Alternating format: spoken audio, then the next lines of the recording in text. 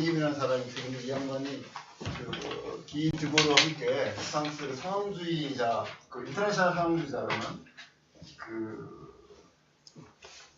집단의 이제 아주 가장 주요한 두 명의 이론가 중에 한 명입니다. 그래서 이분이 썼던 68년, 67년에 출간된 이 책이 이제 원래 프랑스 제목 자체는 앵글리 후기에 나와 있지만 프랑스 제목은 젊은 세대를 위한 삶의 지침서 이런 식으로 이제 번역될 수 있는 제목이었고요. 근데 그게 영어로 번역된 과정에서 일상생활의 혁명이라고 번역이 됐고 그걸로 유명해졌기 때문에 또 그냥 젊은 세대를 위한 삶의 지침서라는 게 약간 제목이 좀 뭐라고 그럴까나 이렇게 섹시하진 않잖아요. 그러니까 약간 출판사 쪽에서도 일상생활 혁명이라는 제목이 좀 더 이제 알려져 있고 또 그런 제목을 좀 선호하고 해서 이제 한국에서도 일상생활 혁명이라는 제목으로 번역이 됐습니다.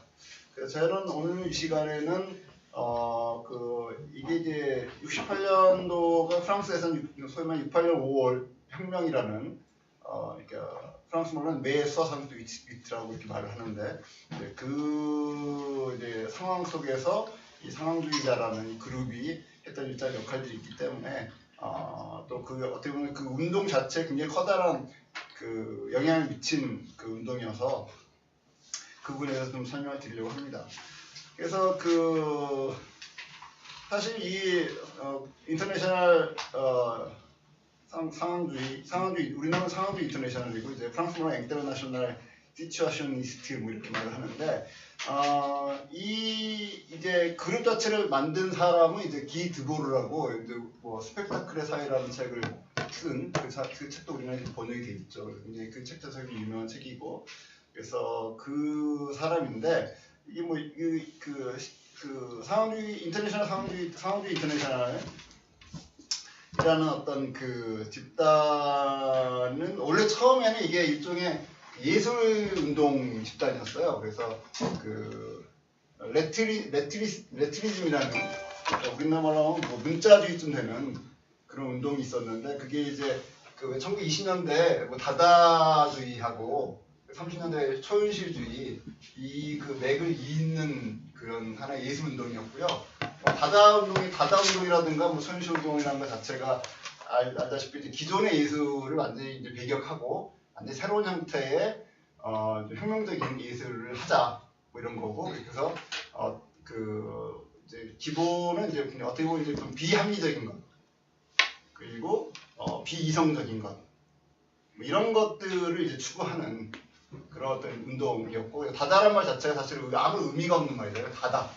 다고 이게 아무 의미 없는 그냥 소리일 뿐이고 그러니까 그걸 자기 어떤 운동의 이름을 정했다는 것 자체가 기본적으로 아무 의미 없음을 추구하는 거죠. 그러니까 기존의 예술들은 뭔가 의미를 추구하려고 하고 그 의미를 부여하고 그러니까 그건 기본적으로 어떤 의미를 부여한다는 건 기본적으로 이성적인 활동이잖아요. 그런 의미를 부여하는 거 없이 그냥 무의식적인 것 그리고 비합리적인 것 이런 걸 통해서 혁명적인 어떤 예술 활동을 하자 이런 것들이 이제 기본적인 어떤 뿌리였는데 그 운동을 이제 이어받은 것이 이제 1950년대에 이제 레트리즘 운동이라고 할 수가 있고요. 근데 이제 드보르가 이 당시에 1952년쯤에 51년쯤에 그러니까 그때 당시 드보르 나이가 19살이었습니다. 19살 때 이 운동에 가입을 해요. 그래서 활동을 합니다. 근데 사실 이 레트리즘 운동 자체가 이지도르 이주라는 사람이 이거를 이제 주창을 했는데 이 사람도 그 주창할 때 나이가 25이었어요. 그러니까 굉장히 젊은 사람들이 20대들이 이제 예술운동을 시작을 한 거죠. 그리고 이 예술운동은 그때 아주 젊은 사람들이었으니까 그러니까 청년들이 이 어떤 기존 세계, 기존 질서, 물론 예술적인 거지만 그런 것들을 이제 뒤집어 엎어야 된다. 이런 어떤 거였고 그래서 이제 리더가 25살이었고 그다음에 드보르도 19살 그러니까 다 20살 무렵 청년들이 이제 그 운동을 한 거죠. 그러면서 이제 자기들끼리 이제 주로 아주 굉장히 우리 지금 사람 굉장히 어린 사람들이니까 이렇게 조직적으로 예술을 활동했다기보다는 그냥 이제 모여가지고 일종의 어떻게 보면 이제 겉으로 보기엔 약간 불량배스러운 그런 어떤 모임처럼 다니면서 주로 이제 도시를 이제 배회하면서 길에 낙서하고 이런 식의 활동을 통해서 이제 어떻게 보니까 그 방달리즘이라고 그러죠. 약간 파괴적인 그런 어떤 활동들을 이제 하게 됩니다. 그러다가 이제 드보르가 이제 이 그 이주하고 이제 결별하게 되는 그 결별한 계기가 이제 1952년에 그 찰리 채플린하고 왜 프랑스 미국의 유명한 코미디언 당시 코미디언 이제 당시 라임라이트라는 영화를 그 개봉을 하게 돼요. 만들게 되죠. 그 라임라이트를 개봉하는데 이 이주가 그 찰리 채플린을 초대를 합니다. 그래가지고 프랑스에서 그 당시 이제 채플린은 프랑스에 유럽에 있었으니까요. 그 미국에서 이제 추방돼 가지고 그래서 이제 초대하는데 이 드보르는 채플린이라는 어떤 그 당시 그러니까 물론 그 채플린 자체가 미국 영화계에서는 굉장히 이단적인 존재이긴 했지만 그래도 어떤 큰 이름이고 그러니까 그래서 그런 어떤 유명한 사람과 이렇게 그에게 어떤 오마주를 바칠 좀 행사를 하게 되는데 그 자체에 대해서 굉장히 반발하면서 그 행사적인 난입을 하게 돼요. 난입해가지고 거기서 막 이렇게 뭐 이렇게 삐라 같은 걸 뿌리면서 이걸 거부하는 그러면서 완전히 이주하고 결별하고 그래서 자기가 이제 그러니까 그 레트윌이라는 어떤 운동 속에서 보다 극단적인 어떤 분파를 만들어가지고 빠져나오게 되는데 그게 이제 인터내셔널 레트리스트라는 그러니까 문자주의 인터내셔널이죠. 이런 그룹을 이제 1950년대에 만듭니다. 그리고 이게 이제 인터내셔널 시츄에이셔니스트 그러니까 상황주의 인터내셔널의 이제 모태가 되는 거죠. 그게 이제 20대 때 했던 일이 되고요. 그러다가 이제 그래서 초창기 레트리즘 운동은 이제 기본적으로 예술적인 혁명적 예술 운동이었는데 이게 이제 한 10년쯤 시간이 흐르면서 이것들이 예술 운동만에 이렇게 우리가 이제 매몰돼서 안 된다라고 주장하면서 거기서 벗어나서 사회 운동으로 그래서 사회적인 어떤 혁명 운동으로 이렇게 가져야 된다고 주장하게 되죠. 그러면서 그 인터내셔널 레트리스트 분판에 있던 그 예술가들을 이렇게 축출하고 이제 예술만 하자 이런 사람들 주장하는 사람 다 축출해버리고 사회 운동화식 하자. 단순히 예술 운동에 머물지 말고 그걸 사회 운동화하자라는 어떤 운동으로 가게 되는 거죠. 그러면서 이제 인터내셔널 시츄에이셔니스트, 상황주의 인터내셔널을 이제 만들게 되고 그 과정에서 이제 당시 벨기에에 있던 라울 바네겜이 이제 합류하게 되죠. 그래서 이제 드보르하고 바네겜이 가장 중요한 이론가로서 이제 향후 한 10년 정도를 인터내셔널 시츄에이셔니스트 상황주의 인터내셔널을 이제 이끌게 됩니다. 일단 뭐 이런 식으로 이제 진행이 되고요. 그러니까 상황주의자들이 이제 주장했던 건 뭐냐면 간단히 말하면 상황을 건설해야 된다는 거예요. 상황을 건설해야 한다는 것이고 그건 제가 이제 뒤에 그 옮긴 후기에 잠깐 적어놨지만 그러니까 상황주의라는 말을 거부를 해요. 상황주의라는 말은 거부하고 그냥 상황주의라는 말 자체가 무슨 주의는 이렇게 정태적이니까 근데 이 사람들은 우리는 정태적인 걸 거부한다. 우리는 항상 역동적으로 변화하는 그러니까 상황을 구축하고 계속 상황을 구축하는 거지만 그 상황이 한번 일단 만들어지면 그걸 끝나는 게 아니라 계속해서 새로운 상황을 만들어내는 어떤 과정으로 본 거기 때문에 상황주의는 존재하지 않다. 오로지 상황을 건설하는 상황주의자만 있다라고 이제 주장을 합니다. 그래서 본인들은 그렇게 주장하지만 그러나 일반 다른 이제 뭐 학계라든가 다른 일반인들은 그냥 상황주의자라고 하니까 상황주의라는 말도 이제 계속 관례적으로 그냥 사용을 하죠. 근데 본인들은 이제 상황주의라는 말 자체를 이제 거부를 하게 되고요. 그래서 원래 출발 자체가 다다부터 뿌리를 우리가 추적하면 다다 초현실주의로부터 시작되는 거니까 기본적으로는 이제 뭔가 어떤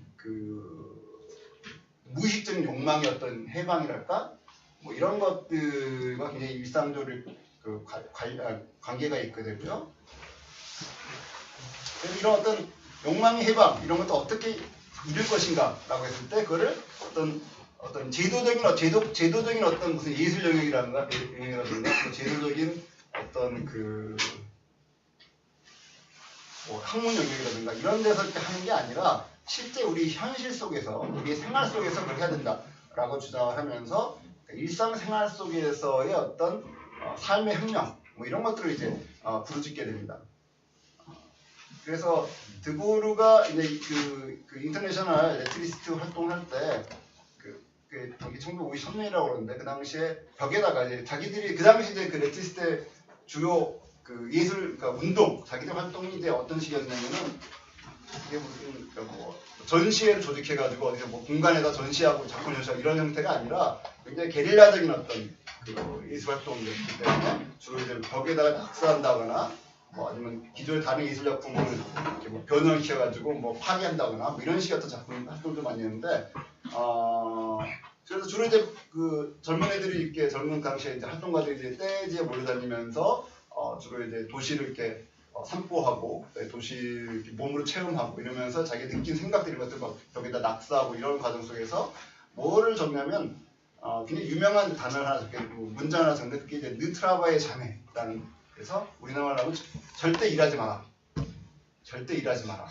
이런 식의 어떤 그걸 이제 문구를 이제 낙서를 하게 되는데 그게 이제 그대로 68년 혁명에서 다시 나타나는 그 문장이 그대로 다른 그 68년 혁명에서 청년 학생들에 의해서 그게 다시 그대로 이용이 되는 것을 우리가 볼 수가 있습니다.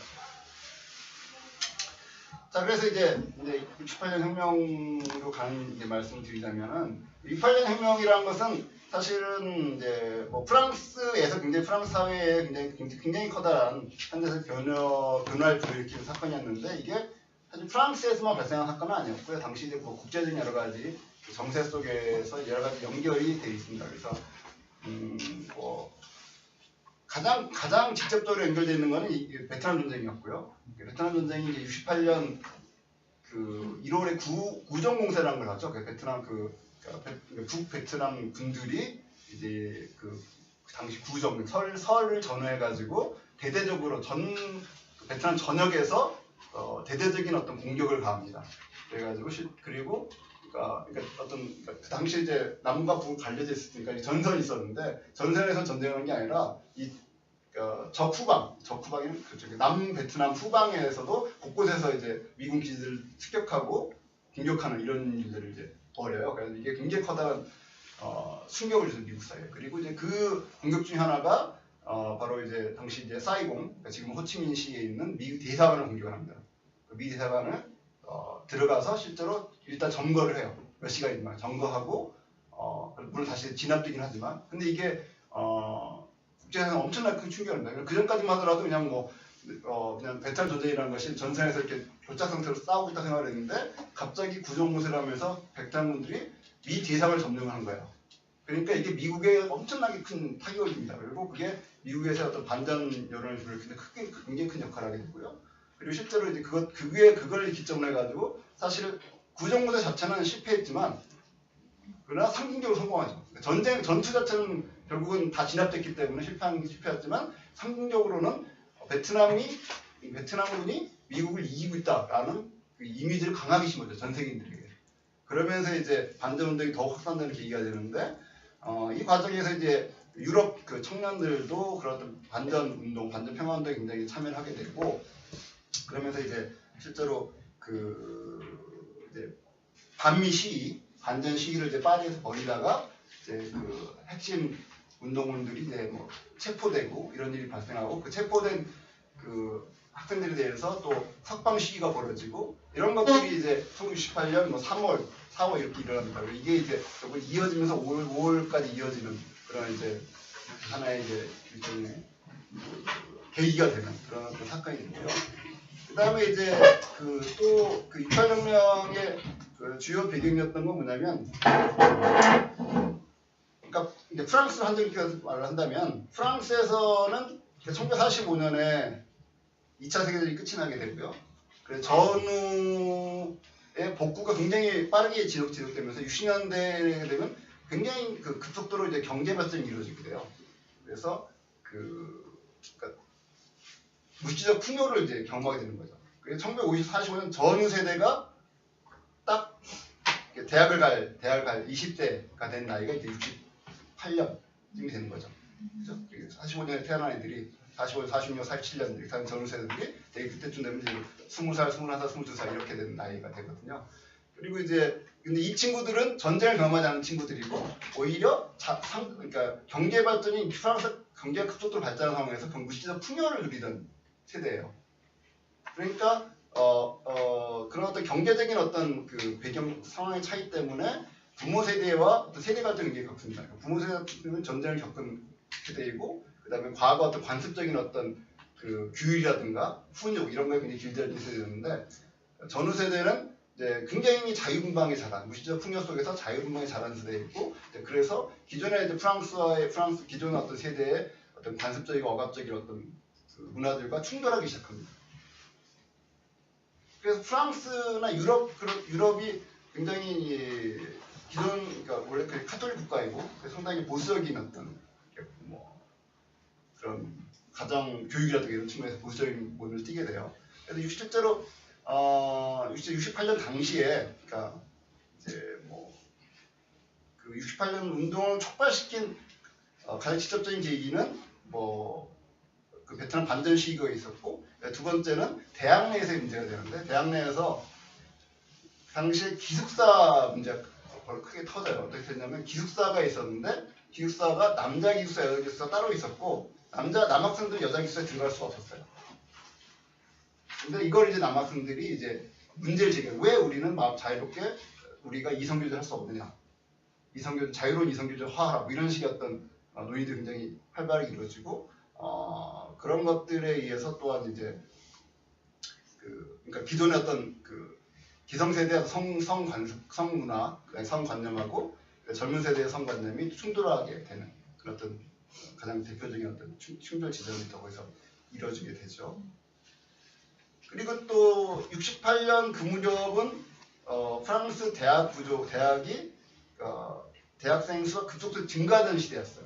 그러니까 프랑스 경제 발전하면서 대학도 이제 새로운 대학도 짓게 되고 그러면서 대학생 수가 급속하게 늘었는데 문제는 이제 그 제도가 그 급증한 학생들을 이렇게 충분히 소화할 정도로 빠르게 변화를 못한 거예요. 그러니까 제도는 아직까지 구 대학 체제로 가고 있는데 학생들은 계속 그 숫자가 늘면서 강의실이 부족하고 뭐 책상이 부족하고 이런 식의 어떤 아주 구체적인 어떤 궁핍 현상이 이제 대학 내에 나타납니다. 거기에 대한 불만도 굉장히 높아지게 되고 이러면서 학생들이 그러니까 성적인 어떤 부자유, 그 다음에 그 여러 가지 자유로운 가치관이나 가치 체제에 대한 어떤 그 억압, 그리고 실제로 어떤 그 교육에 있어서의 어떤 그 불충분함, 뭐 이런 것들 때문에 굉장히 불만이 보조되어 있는 상황이 68년 상황이었어요.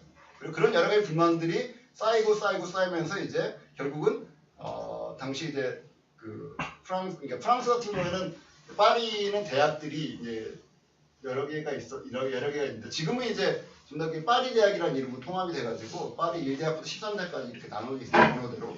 근데 이제 그게 68년 이후에 만든 체제예요. 그 전까지는 이제 그렇잖아요. 그 전까지는 대학이 그 이름이 따로따로 있었죠. 그래서 우리가 아는 소명 소르본 대학이라는 게 존재하고 있었고 소르본 대학이 이제 가장 오래된 대학이고 프랑스 이제 파리 중심가에 있는 대학이죠.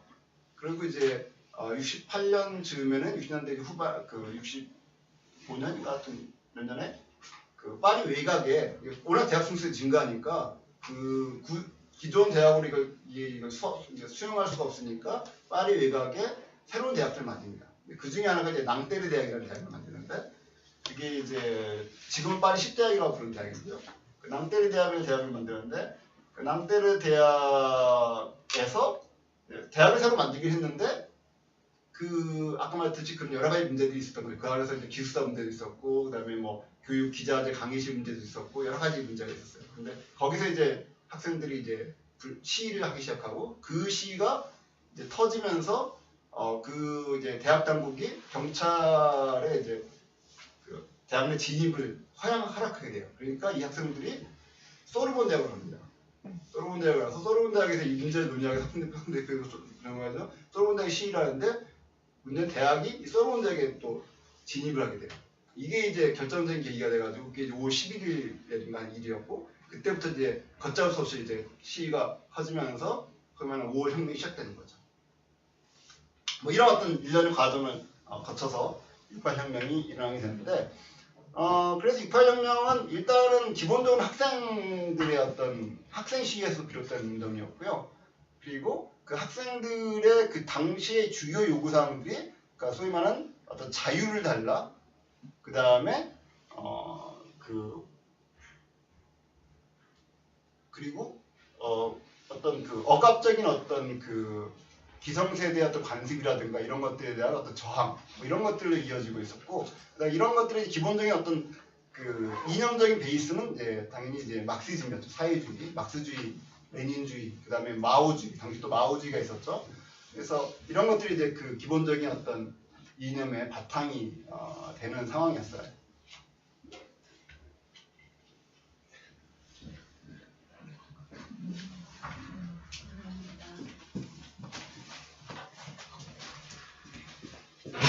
그래서 이제 제가 이제 가져온 이 슬라이드 이거는 이제 그 6.8혁명 당시에 이제 벽에 이제 학생들이 적은 낙서들을 주로 가져와서 그 낙서들을 제가 설명드리면서 어떤 식으로 상황주의하고 이런 거가 연결되는지 말씀드리려고 해요.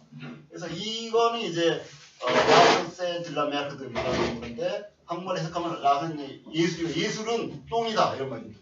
예술은 똥이다. 그러니까 예술 아무것도 아니다 뭐 이런 어떤 거고요. 근데 이거는 기본적으로 이제 이게 이 그 상황주의 아까 처음 말씀드렸듯이 상황주의 인터내셔널 자체가 출발 자체가 사실 예술운동부터 출발했기 때문에 뭐 이런 거. 그래서 예술이라는 것들은 어떤 제도권 내에서 어떤 예술 한정 짓지 말고, 그러니까 이때 예술은 똥이라는 말에서 예술은 똥이라면 이 예술은 제도권적인 예술인 거죠. 그러니까 전시회 무슨 뭐 갤러리 뭐 이런 식의 제도권 내에서의 예술이 아니라 그런 어떤 일상생활 속에서 삶 자체에서 우러나온 자발적인 어떤 자생적인 예술 이런 걸 좀 추구해야 된다라는 어떤 이야기가 이 안에 이제 함축되어 있다고 볼 수가 있습니다.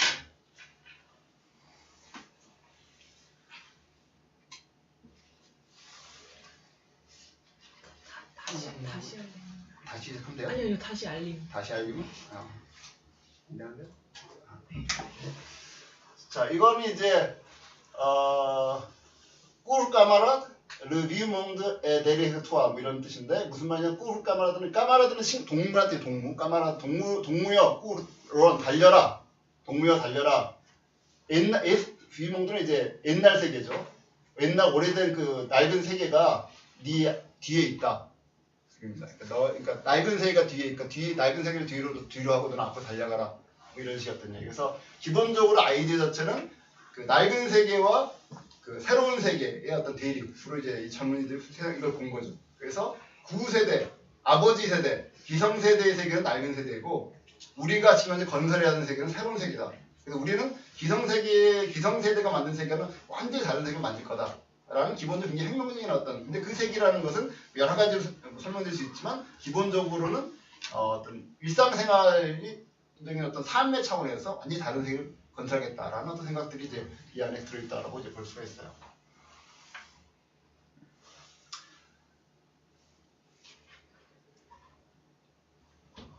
이건 뭐냐면 이제 Ne dit pas Monsieur le Prof, dit crève salope 이런 식으로 되어 있는데 무슨 말이냐면 교수님이라고 말하지 마라. 죽어라 XX야 라고 말하라 이런 뜻입니다. 그러니까 이제 그 68혁명은 기성세대에 대한 반발이었고 이 학생에 있어서 기성세대는 교수였거든요. 그래서 소르본이라고 대표되는 소르본이라는 지금도 그렇지만 뭐 굉장히 그 권위 있는 대학이 있고요. 소르본 대학의 교수라고 한다면 뭐 지금도 그렇지만 과거에는 누구도 그 권위를 의심할 수 없는, 누구도 도전할 수 없는 사람들이었단 말이에요. 그런데 68혁명에서 어떤 일이 벌어지냐면 학생들이 교수를 불러다 놓고 교수한테 너는 강의하지 마라. 우리가 강의한다. 교수 너는 앉아서 들어. 그 학생들이 들어. 그 강의실에서 학생들이 교수한테 질문하고 내가 말하면 답변해봐. 네 말 틀렸어. 뭐 이런 식으로 실제 강의를 합니다. 그런 식으로. 그래서 교수와 학생 간의 어떤 수직적인 질서가 아니라 평등한 교수는 그전까지는 프랑스라는 사회가 68년도까지 뭐 그 이유도 여전히 약간 비롯되지만 프랑스라는 사회가 굉장히 보수적인 사회이기 때문에 교수가 강의를 하면 학생들 계속 받아 적어요.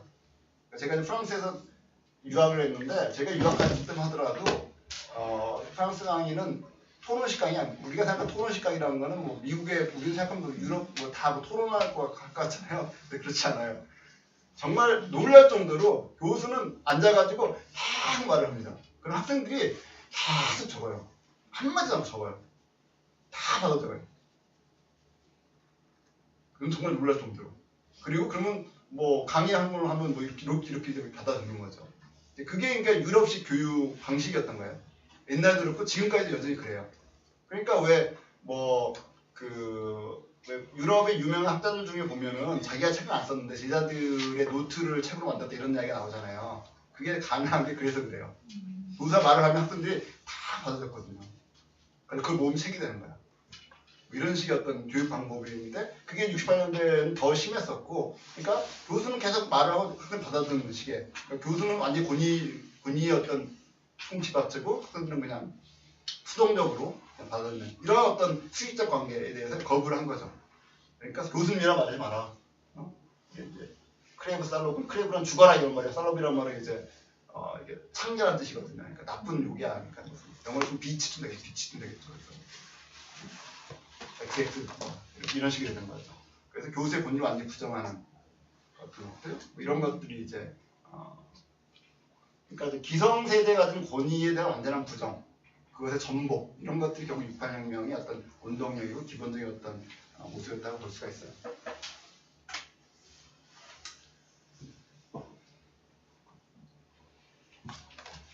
이거는 꼬망 빠글레 리브르망 롱브르딘 샤펠 이런 말인데 이게 무슨 말이냐면 어떻게 꼬망 빵세구나 꼬망 뻥세 어떻게 생각할 것인가 리브르망 어떻게 자유롭게 생각할 수 있는가 롱브르딘 샤펠 교회의 그늘 아래에서 그러니까 교회의 그늘 아래에서 어떻게 자유롭게 생각할 수 있는가 이건 무슨 말이냐면 그러니까 또 그 기성 권위 중에 대표적인 교회잖아요. 그러니까 우리는 뭐 약간 우리는 사실 이제 그런 게 덜하지만 우리도 기독교 이런 교회가 크긴 하지만 그러나 유럽 사회는 기본적으로 카톨릭 교회가 엄청나게 강한 권위를 가진 그런 문화적으로 지금 물론 여전히 실제 신자는 적다고 하지만 그러나 교회가 가진 권위랑은 굉장히 대단했던 거죠. 그래서 그 교회의 그늘 아래에서 자유롭게 어떻게 생각할 수 있겠는가라는 말은 그러니까 교회라는 것도 일종의 하나는 기성세대 권위인 것이고 그래서 권위를 벗어나야 한다는 이런 어떤 이야기를 담고 있다고 볼 수가 있습니다.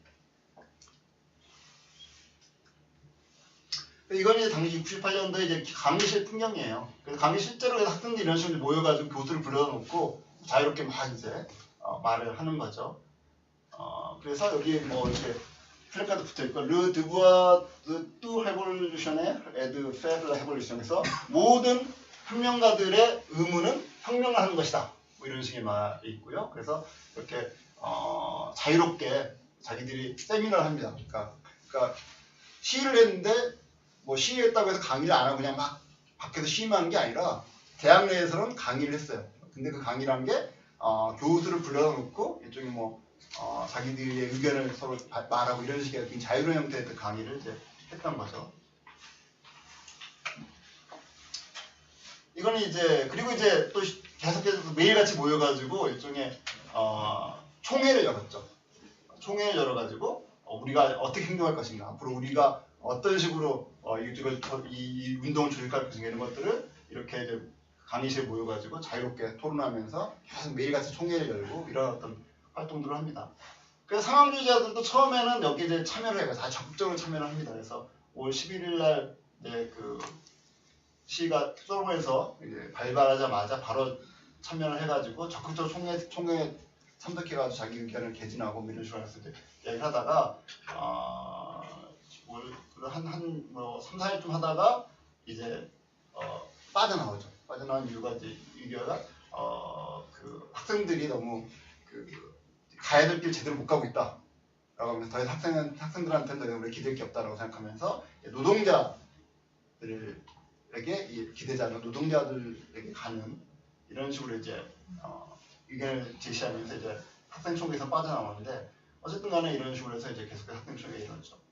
당시는 이제 이 학생들 운동권 학생들이죠. 쉽게 말하면 운동권 학생들은 굉장히 다양한 분파들이 있었어요. 트로츠키파, 마오이스트, 그다음에 막시스트, 레니니스트 굉장히 다양한 분파들이 있어서 지금도 그렇지만 원래 운동을 하게 되면 분파들 간에 굉장히 다양한 의견 대립, 투쟁, 갈등 이런 게 나오잖아요. 그래서 실제로 굉장히 많은 대립들이 여기서 벌어집니다. 그래서 이 중에서 상황주의자는 극좌 중에 극좌였죠. 제일 극좌가 이제 상황주의자였고요. 그래서 항상 가장 이들 스스로도 가장 골치 아픈 주장하는 사람들이라고 너무 극단적인 주장을 하니까 라고 간주했던 것이 상황주의자이기도 했습니다. 그냥 상황주의자는 그야말로 모든 권위, 모든 어떤 그런 것들 다 거부하고 완전히 뒤엎어야 한다라고 주장했던 사람들이기 때문에 더 그렇죠.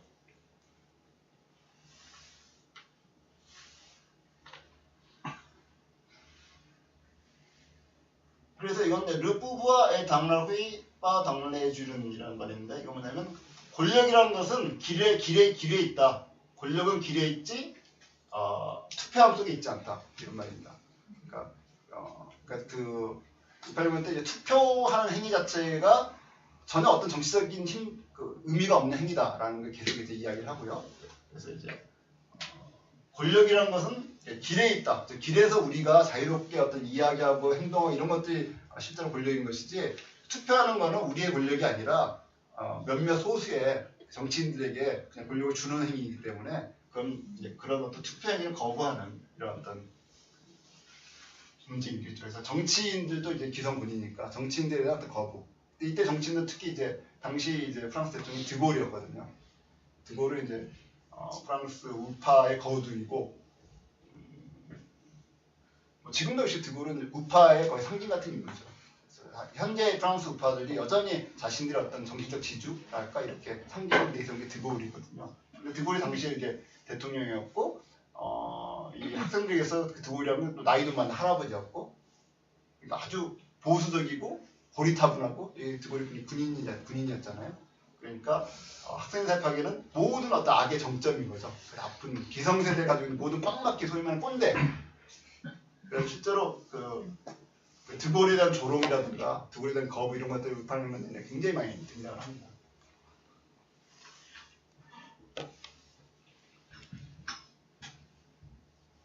이건 이제 레코노미 에 블레스 크레브 이렇게 했는데 레코노미는 경제이고요. 경제가 이제 상처를 입었다.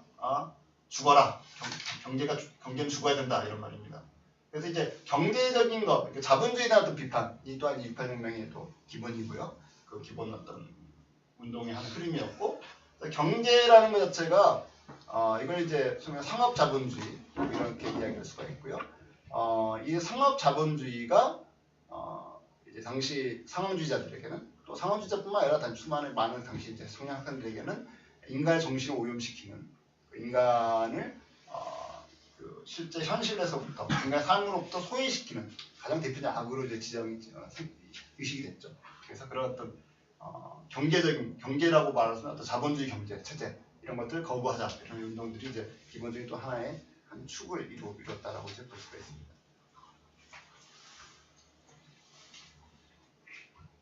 그래서 옥르동부파 아무르 덴토드 크로상스는 건데 이건 뭐냐면은 우리는 경제 성장률과 사랑에 빠지지 않는다. 경제 성장률 우리 몇 % 성장했다는 것이 자본주의 경제는 뭐 엄청나게 중요한 거잖아요. 우리도 항상 보면은 뭐 우리 경제가 몇 % 성장했다 이런 것들이 항상 유지가 가장 중요한 거고 근데 어느 자본주의 사는 건 뭐 마찬가지죠. 뭐 국가 경제뿐만 아니라 뭐 한 기업이 얼마나 성장했냐가 자본주의는 되게 중요하잖아요. 그러니까 성장하지 않는 기업은 자본주의 사회에서는 죽는 기업이니까. 심지어 삼성 같은 경우가 작년까지는 예를 들어서 뭐 한 8조 순이익을 얻었는데 올해 한 5조 얻었다 그러면 어떻게 돼요? 난리 나잖아요. 삼성이 방해하고 있다고. 5조의 순이익을 얻었음에도 작년에 8조였는데 오늘 5조, 이번에 5조였기 때문에 성장이 떨어진 거잖아요. 그럼 이게 자본주의에서 엄청난 심각한 문제인 거죠. 자본주의는 항상 자본이 축적돼야 되고 항상 성장해야 되니까. 그런 것처럼 그런 어떤 자본주의적인 문제에 대한 어떤 거부를 이제 표현하는 그런 이제 슬로건이다라고 볼 수가 있습니다. 그래서 이제 그런 어떤 맥락 속에 나온 게 이거예요. 느트라바의 자명입니다. 절대 일하지 마라. 그러니까 왜냐하면 일이라는 것은 이게 이제 원래 기본적으로 이제 이상적인 노동이라는 것은 그게 인간을 해방시키는 노동이라고 일반적으로 이해가 되는데 실제 자본주의화에서 노동이라는 것은 인간을 해방시키는 노동이 아니라 인간을 소외시키는 노동이기 때문에 일하지 말라. 이제 주장을 해요. 절대 일하지 마라. 그래서 일하지 말고 그럼 삶을 즐겨라. 뭐 이런 식의. 그래서 기존 어떤 상황주의자의 어떤 기본 논리인 삶을 즐기라는 이런 어떤 슬로건의 가장 대표적인 어떤 슬로건이라고 볼 수가 있습니다. 이걸 사실 근데 우리 관점에서 보면은, 그러니까 자본주의에 익숙한 우리 관점에서 보면 사실 이해가 안 되죠. 절대 일하지 말라. 이건 뭐 굶어 죽으란 말이냐. 이렇게 우리가 쉽게 생각할 수 있잖아요. 그런 어떤 기본적인 우리가 가지고 있는 생각 자체를 뛰어넘는 거죠.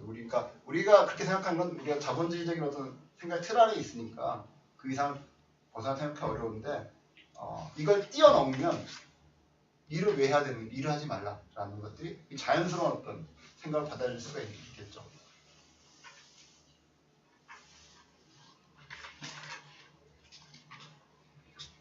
를 헤베 있었는 프리메이어 윌리아스형 드라주네.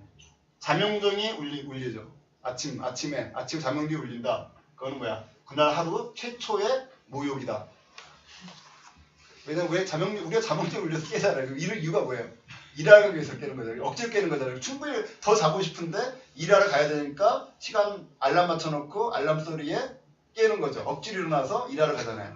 그죠? 그러니까 알람 소리에 억지로 일어나서 깨는 것 자체가 그날 하루 최초의 나에게 가야지 모욕이고 그런 거죠.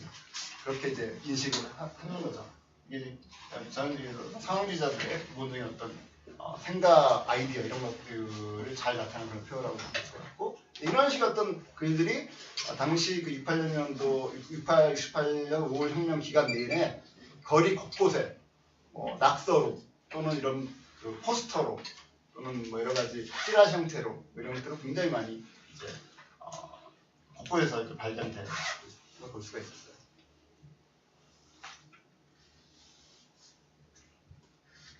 이거는 페틀나무 빨래 마가젠. 사랑을 해라, 가게를 하지 마라. 그런 말입니다. 사랑을 해라. 그러니까 사랑을 하라. 페틀나무고 빨래 마가젠. 그러니까 가게를 하지 말라는 게 장사하지 말라는 이야기죠. 장사하지 말라. 느트라바의 자매가 똑같은 거예요. 절대 일하지 말라고 같은 일맥상통하는 그런 슬로건이라고 볼 수가 있습니다.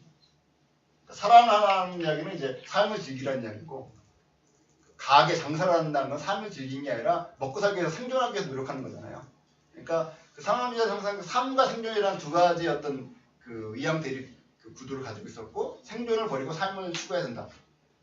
삶이라는 건 삶 속에는 쾌락, 즐거움 뭐 이런 것들이 있는 거고, 생존에는 뭐 지겨움, 권태 뭐 이런 것들이 관계노동 이런 것들이 있는 거죠. 그래서 이런 것을 버리고 생존을 버리고 삶을 추구하자는 그런 어떤 기본적인 어떤 아이디어들이 실제 68년 내내 수많은 청년 학생들을 지배하는 그런 생각들이 되죠.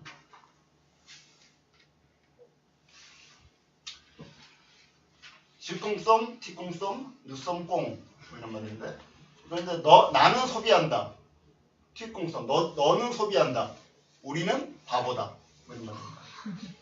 이제 어휘 장난이죠. 말 장난인데, 그러니까 뽕쏨, 쏨뽕 뭐 이런 거니까. 근데 이게 이제 꽁쏨이라는 말은 이제 소비한다는 말이고, 즈는 나는 꽁쏨 소비한다, 튀 너는 꽁쏨 소비한다, 누 우리는 쏨뽕, 뽕이란 말이 이제 바보, 멍청이 이런 뜻이거든요. 그래서 우리는 바보다. 그러니까 소비하는 게 바보라는 거죠.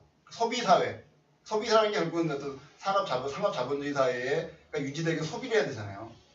소비를 하지 않으면 유지가 안 되잖아요.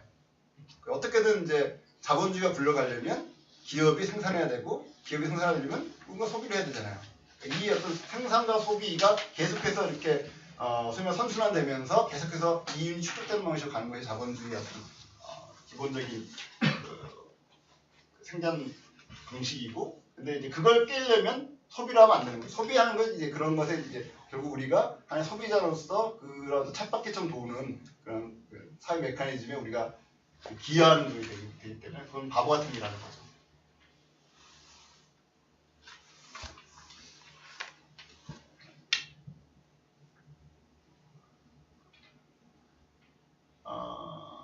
이거는 이제 뽕소메 플리스 부비블의 무엔. 그래서 더 많이 소비하면 덜 살게 된다 이런 말입니다.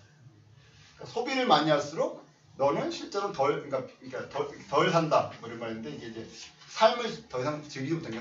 소비를 많이 하면 삶을 즐기지 못한다는 거죠. 그러니까 소비라는 것 자체를 삶과는 완전히 이제 그 적대적인 어떤 행위로 인식을 한 거죠. 그러니까 자본주의 사회에서는 사실은 근데 반대잖아요. 소비가 삶이잖아요. 소비를 잘할수록 소비를 많이 할수록 이게 어떤 그러니까 삶을 잘 사는 뭐 이런 어떤 것으로 우리 인식이 되는데 그거에 대한 완전히 정반대적인 어떤 생각을 표현하고 있습니다. 라보떼의 당나귀 그래서 아름다움 어떤 아름다움은 길에 있다. 길 안에 있다. 아름다움은 길 안에 있다. 이런 거고요. 그래서 이게 당나귀랑 길이라는 것이 결국 이제 일상생활의 어떤 공간인 거죠. 일상생활의 공간이 길인 것이고 그래서 일상생활의 공간 안에서 모든 것이 이루어지는 걸 바랬던 거죠.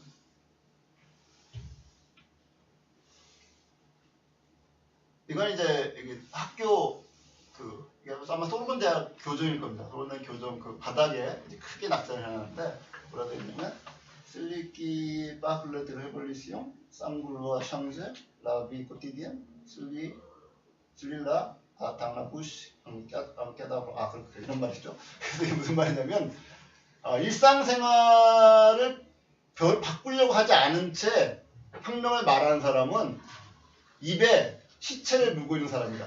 그런 말입니다. 그러니까 혁명한다 말하면서 일상생활을 바꾸려고 하지 않는다는 것은 입에 시체를 물고 있다는 얘기니까 그거는 완전히 썩은 짓이라는 거죠. 그러니까 혁명을 원한다면 일상생활을 바꿔야 된다. 뭐 이런 이야기입니다. 이 문장도 이게 또 이제 상황주의자에게서 온 그런 대표적인 문장이라고 볼 수가 있고요.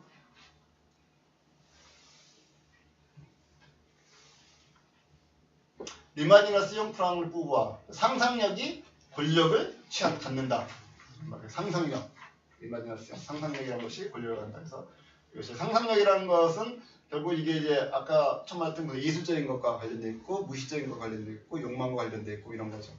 그래서 상상력은 모든 어떤 그 생존의 어떤 구속이랄까 압박이랄까 뭐 이런 것부터 벗어날 수 있는 가장 그 대표적인 능력이라고 볼 수가 있고요. 그래서 이 상상력에 대한 어떤 그 찬사랄까 뭐 이런 것들이 굉장히 나타납니다. 그리고 이 상상력은 결국 모든 자신의 삶을 예술로 만들 수 있는 일상생활을 예술로 만들 수 있는 가장 대표적인 어떤 능력으로 이해가 되기 때문에 상상력이야말로 권력을 가지고 있는 그런 어떤 힘이 된다라고 하는 슬로건이고요.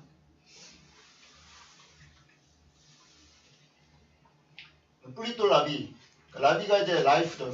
삶. 플리토라면은 그보다는 삶. 이런 플리토 라비. 그러니까 삶을 우선해야 되는 거예요. 삶을 우선. 생존이 아니라 삶을 우선하자. 생존이 아닌 삶을 우선해야 된다. 삶에 대한 어떤 강조. 이런 것들이 나타납니다.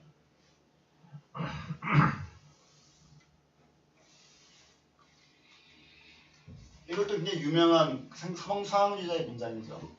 Vivre sans temps mort, jouir sans temps 그러죠. 그래서 Vivre sans temps mort은 이제 죽을 시간 없이 살고 구속 없이 즐겨라 이런 말입니다.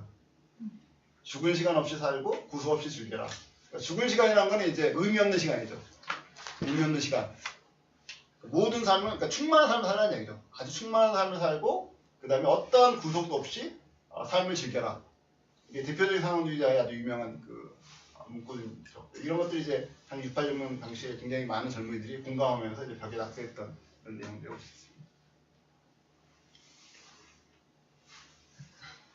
있습니다. 뭐 이것도 이제 같은 문장이에요. 주이스의 쌍정트라고 그러죠. 그래서 구속 없이 즐겨라.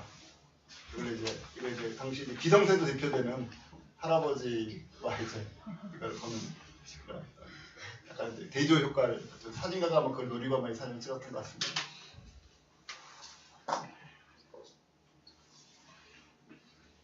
Sois réaliste, demande l'impossible. 그래서 현실주의자가 되라.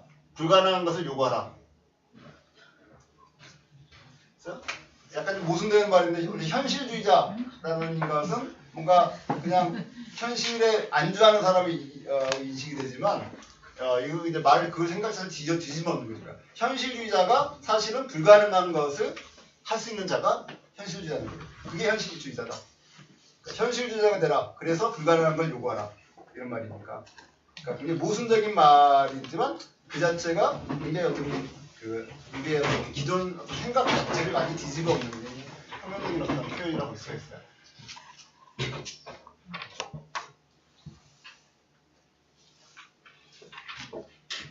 마찬가지로 프로레 보되지 부그들 헤알리때. 그래서 당신의 욕망을 현실로 간주해라. 당신의 욕망을 현실로 간주하라. 여기 앞에 있는 문장하고 이제 일맥상통하는 거죠. 그래서 자신의 욕망을 아무리 그것이 비현실적인 욕망처럼 느껴지다 하더라도 그걸 추구하는 것 자체가 현실적인 것이다. 이런 말입니다.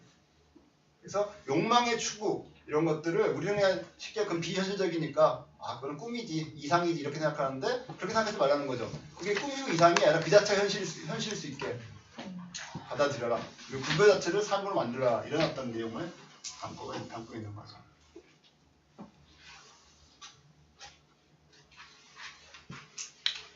어떤 유명한 그 문장인데 일레 덴테르디 금지하는 것을 금지한다. 이게 무슨 단어인 거예요? 금지하는 것을 금지한다. 그래서 보통 일상적인 어떤 일반 사회의 기존 관습들은 많은 걸 금지하잖아요.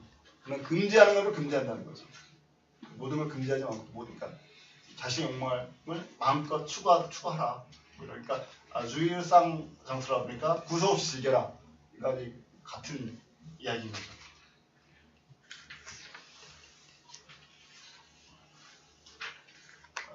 술레바베 라플라주. 그래서 바베는 이제 포장 도로고요. 그러니까 왜 유럽 가면 이렇게 커다란 돌로 이렇게 돌 포장돼 있잖아요. 그걸 바베라고 하거든요.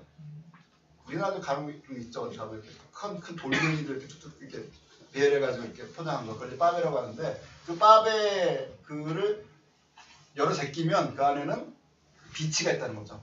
모래사장이 해변이 있다. 그러니까 현실의 공간이 결국은 꿈의 공간이라는 거죠.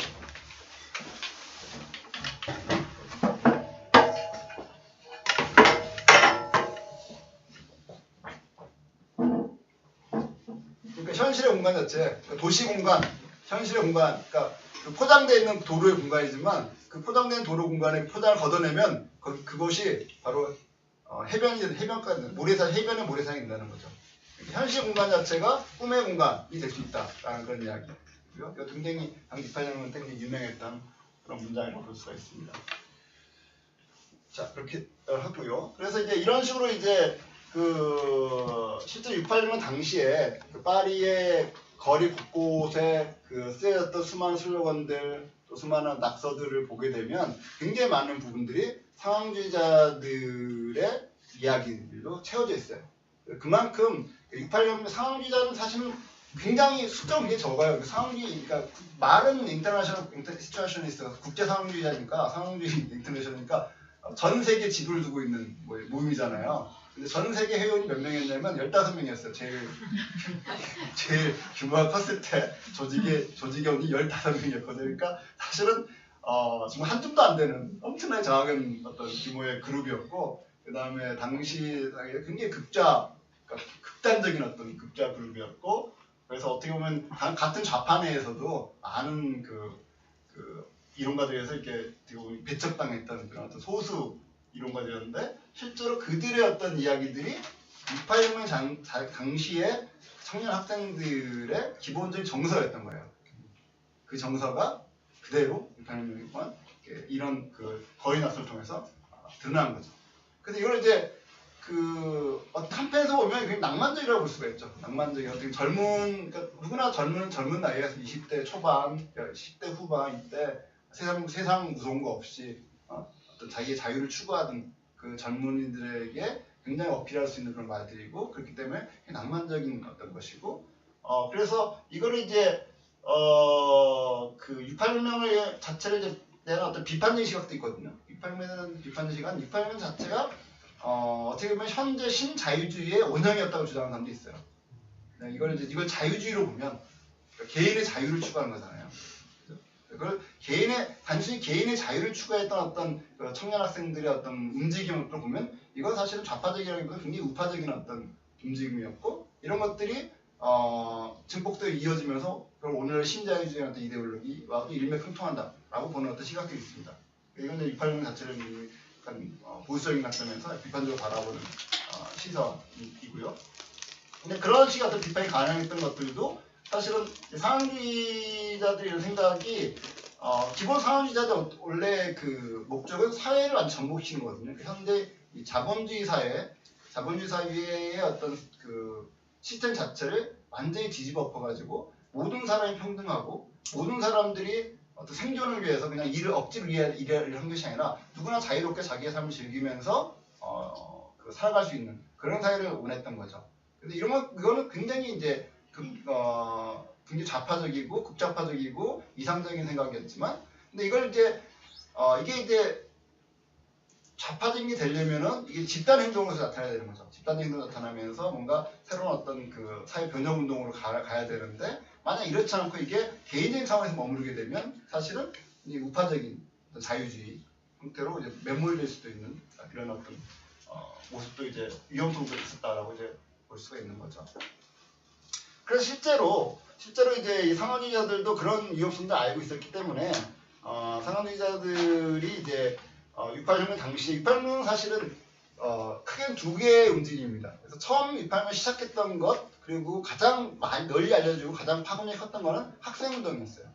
그래서 뭐 낭테르대학에 시작해서 소르본으로 시작해서 터진, 그리고 실제로 그 거리에서 뭐 바리케이트 치고 뭐 화염병 던지고 뭐 이랬던 사람들은 대부분 다 그 학생들이었기 때문에 학생들이었지만, 그러나 동시에 노동운동도 있었거든요. 젊은 노동자들이 실제로 이제 6.8혁명 당시에 이 파업을 같이 6.8 학생들의 운동에 동조하면서 파업을 해요. 그러니까 전국적인 기구에서 파업을 하게 되고요. 그래서 실제로 한 달 동안 프랑스 전역이 마비됩니다. 학생운동만 가지고 프랑스 전역이 마비될 수가 없죠.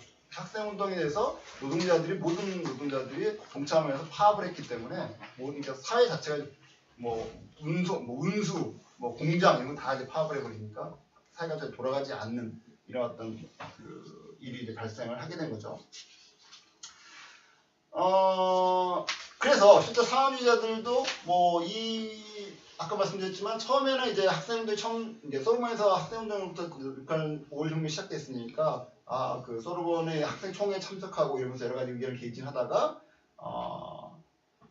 그 노동자들이 참여하면서 노동자들에게로 갑니다. 노동자들이 가서 노동자들에서 뭔가 그 소위 오토제스처, 그러니까 자주관리 운동. 그래서 실제로 그 상업주의자들은 평유회주의자하고 굉장히 그 이론적으로 굉장히 다 맞닿아 있어요. 그러니까 독일의 로자 루튼베르그라든가 이런 사람들 했던 평유회, 그러니까 그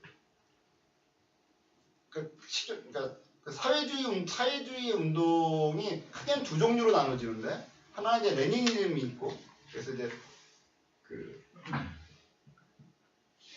일종의 전위 부대가 있어야 됩니다. 당이라고 말하는 전위 부대가 있어서 이 당이 어떤 그러니까 운동의 어떤 방향성이라든가 이론 같은 것들을 만들어내고, 그래서 지향점을 만든 다음에 당이 소수 전위 부대가 지식인들 또는 무슨 뭐 활동가들, 혁명가들이 대중들을 이끌고 어딜 가야 된다라는 이제 형태의 사회주의 운동론이 하나 있고, 그 다음에 거기에 반대제에 뭐가 있냐면 그런 그러니까 지도자 전위 부대를 거부한 채 밑으로부터의 어떤 그 혁명. 그래서 노동자들이 각자 평의회를 구성해서 모든 사람이 참여하는 단위 평의회를 구성해서 평의회에서 자유롭게 논의를 나누고 이 의견들이 모여서 위로 올라가는 형태를 이제 주장했던 사람도 있죠. 이걸 이제 평의회주의라고 하는데, 실제로 이 평의회주의는 실패하죠. 왜냐면은 실제로 현실적인 사회주의는, 우리가 아는 현실적인 사회주의는 전부 다 그 레니니즘이니까, 소련 자체도 원래 소련의 소비에트란 말이 그게 평의회란 말이거든요. 원래 소비에트가 그 노동자 단위 그 조직이란 말인데, 그러나 실제로 운영된 거는 이제 당에 의해서 이제 명령 하달되고 그것들이 움직이는 방식으로 운영이 되잖아요. 근데 그게 소련뿐만 아니라 그게 중국이라든가 모든 나라에서 그런 식으로 운영이 됐기 때문에 현실적인 어떤 사회주의에서는 평의주의라는 것이 이상론으로 치부가 되어 있지만, 그러나 그런 어떤 평의주의적인 생각을 가진 사람이 여전히 많고, 그것이 이제 상업주의자들도 그런 평의주의자들 한 명이었고, 그렇기 때문에 누가 어떤 지도자가 있어서 지도자가 뭔가 방향을 제시하고 대중이 따르는 것을 거부를 하죠. 그래서 기본적으로 이 평의주의는 모든 사람이 평등하다라는 기본으로 이제 깔고 있고요. 모든 사람이 평등하고 모든 능력은 동등하고 그래서 평등하고 동등한 사람들이 자유롭게 만나서 자기의 문제에 대해서 자유롭게 논의하고 토론하고 거기서 또 결론을 도출해서 그 길로 가는 것이 가장 이상적인 그리고 그렇게 가야 된다라고 이제 주장을 했지만 실제로 이제 그 권력이란 것은 또 그렇게 이상적으로 풀지 않잖아요. 권력은 이제 뭔가 권력을 지향적인 인물이 있고 그가 권력을 잘 잡으려고 하고 뭐 이런 어떤 과정들이 있기 때문에 현실 정치에서는 결국 이제 소수의 어떤 권력자들이 그 사회주의든 자본주의든 어떤 형태의 국가체든 간에 아직까지는 소수의 권력자들이 권력을 갖고서 자기들이 원하는 방향으로 이제 대중을 이끌고 가는 뭐 이런 어떤 구조되어 있습니다. 그래서 상황주의자들의 실패도 사실은 이제 그런 어떤 평화주의의 실패하고도 이제 맞물려 있는 거죠. 실패라고 말하면 이상하긴 하지만 어쨌든 그 현실적으로는 이게 그 크게 이제 확산되지 못했으니까요. 그래서 바로 그런 것들에 대해서 이제 상황주의자들이 문제를 제기하면서 결국은 그 71년인가요? 상황주의가 해체하게 되는 거죠. 더 이상 이제 상황주의가 이 이제 운동을 끌고 갈 힘이 없다라고 이제 스스로 이제 판단을 하고 해체 선언을 합니다. 그래서 상황주의자 운동은 약 10년 동안, 60년도에서 70년까지 약 10년 동안 이제 지속되고 나서 이제 완전히 해체되고요. 그 이후로 뭐 포스트 상황주의 뭐 이런 식으로 해서 이제 여전히 그런 운동들은 이제 비슷한 형태의 운동들이 여전히 존재를 합니다. 아직도 뭐 주변에 보시면 이제 그런 운동들이 평리에 그러니까 우리가 크게 보면 평리주의라고 할 수 있는 그런 일련의 움직임들이 계속해서 이어지고 있는 걸 볼 수가 있죠. 그 68년과 관련돼서 상황주의자 진영에서 크게 세 가지 중요한 텍스트가 출판이 되는데요. 그게 이제 두 개는 잘 알려져 있습니다. 그래서 첫 번째 67년에 이제 드보르의 그 스펙타클의 사회하고 그 다음에 바네겜의 일상생활 혁명이라는 책이 67년에 출판이 되죠. 그리고 그 저보다 전에 66년도에 어떤 이건 책으로 출판되지는 않지만 팜플렛 형태로 이제 출판이 되는데 이게 이제 뭐 제목은 굉장히 깁니다만 어쨌든 그 학생들의 어떤 그 뭐 어려움에 대해서 그러니까 제목은 굉장히 긴 제목이라서 뭐 말씀드리기 어렵지만 어쨌든 그걸 글자대로 해석하면 이렇습니다. 경제적, 정치적, 심리적, 성적 그리고 특히 지적인 측면에서 학생들이 가지고 있는 여러 가지 문제점들, 여러 가지 어떤 궁핍함에 대해서 라는 어떤 제목에 그리고 그것을 해결할 방법에 대해서라는 제목의 어떤 팜플렛이 66년에 이제 상황주의자 인터내셔널 시츄에이셔니스트 상황주의 인터내셔널의 명의로 이제 출판이 되고요. 이게 사실은 굉장히 많은 학생들이 이 책을 읽어요. 그래서 실제로 68년 혁명에서 상황주의자들이 이런 생각들이 굉장히 확산되고 그것도 이런 슬로건 나오게 된 직접적인 계기는 사실은 이 팜플렛이었고 그 다음에 실제로 68년 당시에는 뭐 드보르의 책과 바네겜 책을 그렇게 많이 읽히지는 않았다고 그래요. 왜냐하면 60년 출판돼가지고 아직 다 돌기 전에 이제 사건이 발생했기 때문에 하지만 이제 68년 혁명을 겪으면서 그 이후로 이제 이 책들이 발견되고 재발견되고 다시 읽히면서 이제 68년 혁명과 굉장히 밀접한 영향이 있는 것으로 인식이 되면서 이제 이게 굉장히 가치가 이제 재평가되는 뭐 이런 방식으로 이제 일이 진행했다고 합니다. 그래서 68년 혁명 때 재밌는 사례를 하나 들면은 상황주의자들이 주도를 해가지고 당시에 이제 두 커다란 사회주의 국가인 소련하고 중국의 소련 중국의 그 당국 정부에 전신을 보내요. 전신을 보내는데 어떤 내용의 전신을 보내냐면 관료주의자들이여 몸을 떨어라. 노동자 평의의 국제적 권력이 곧 너희들을 쓸어버릴 것이다. 인류는 바로 이 관료주의자들의 최후의 일인이 최후의 일을 목매달 때까지 목매달은 바로 그날이 돼야만 비로소 행복해질 것이다. 이런 내용이 전신을 보냅니다. 그러니까 실제로 그 상황주의자 인터내셔널 그 그룹에서 그 사회주의 국가에서 소련이라든가 중국이라는 나라를 사회주의 국가를 보지 않은 거죠.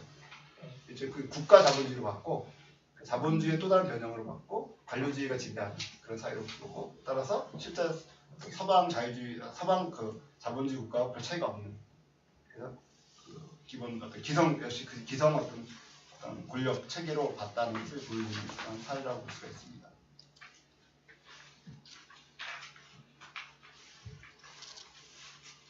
좀 더 하시는데 이렇게 말씀드렸는데 뭐 관련해 가지고 질문 있으시면 뭐 질문을 받겠습니다. 그 10분 쉬었다 하는 걸로 약속이 돼 있어요. 예, 말씀하시라고 힘들었으니까 그거는 10분이니까. 이건 제가 마시면 됩니까? 네, 예. 지금이 10분이라고 치고 20분에 예, 다시 모이는 걸로 하겠습니다.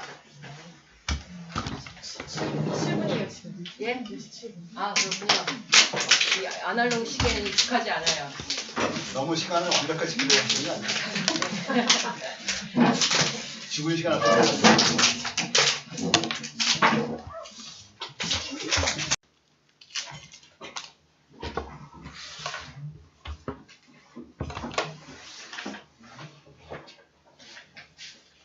디지털 시계로 4시 17분이 됐으므로 다시 하겠습니다. 늦게 오신 분들이 있어서 저는 오늘 사회를 맡은 이수영이고요. 다중지성의 동원에서 세미나하고 있는 사람입니다. 이 새책 일상생활의 혁명 바로 전에 새책 출판 서평으로 이제 사건의 정치를 했었는데 그 통하는 게 있는 것 같아요. 이제 상황은 주어진 것이 아니고 이제 만드는 것이다. 그러니까 상황주의 모토라는 점에서 이제 발명해내고 이제 그 사건의 그러니까 발생, 구축, 상황의 구축, 조직으로 이제 바라본다는 점에서 그 같은 울림이 있어서 저는 개인적으로 좋았습니다. 여러분들이 이제 궁금한 게 많으실 텐데요. 이랬건 이제 질문해서야 하면 잘 준비가 안 되는 경향이 있기 때문에 제가 먼저 질문을 하고 선생님 설명 들으면서 또 여러분의 질문을 받도록 하겠습니다. 사실 제가 먼저 질문을 드릴 것은 이제 6.8혁명의 자세가 좀 섭섭하니 앉아서 일상생활 혁명답게 자유롭게 아방하게 상황 그러니까 라울 바네게 그러니까 이 책보다는 6.8혁명 전반적인 설명을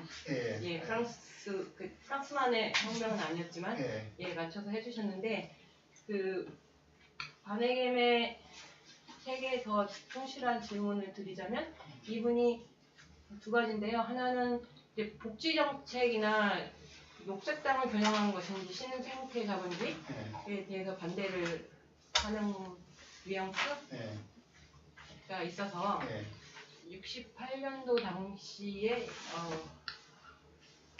그런 움직임이 있었는지 복지국가에 대한 복지든 뭐든 국가가 관여하는 거에 대해서 다 반대하겠다라는 뜻으로 받아들였는데 녹색당도 반대하셨는지 또 구체적인 것이지만 궁금했고 아까 이제 상황주의 운동이 예술가 중심으로 처음에 시작되었다가 나중에 사회 번영 이론적인 쪽으로 변화해가면서 변화하는 것은 이해하겠는데 그렇다고 해서 예술가들을 축출하기까지 하는 그 구체적인 세부 스토리, 숨은 이야기가 궁금했어요. 일단은 그 상업주의자들의 기본의 생각이니까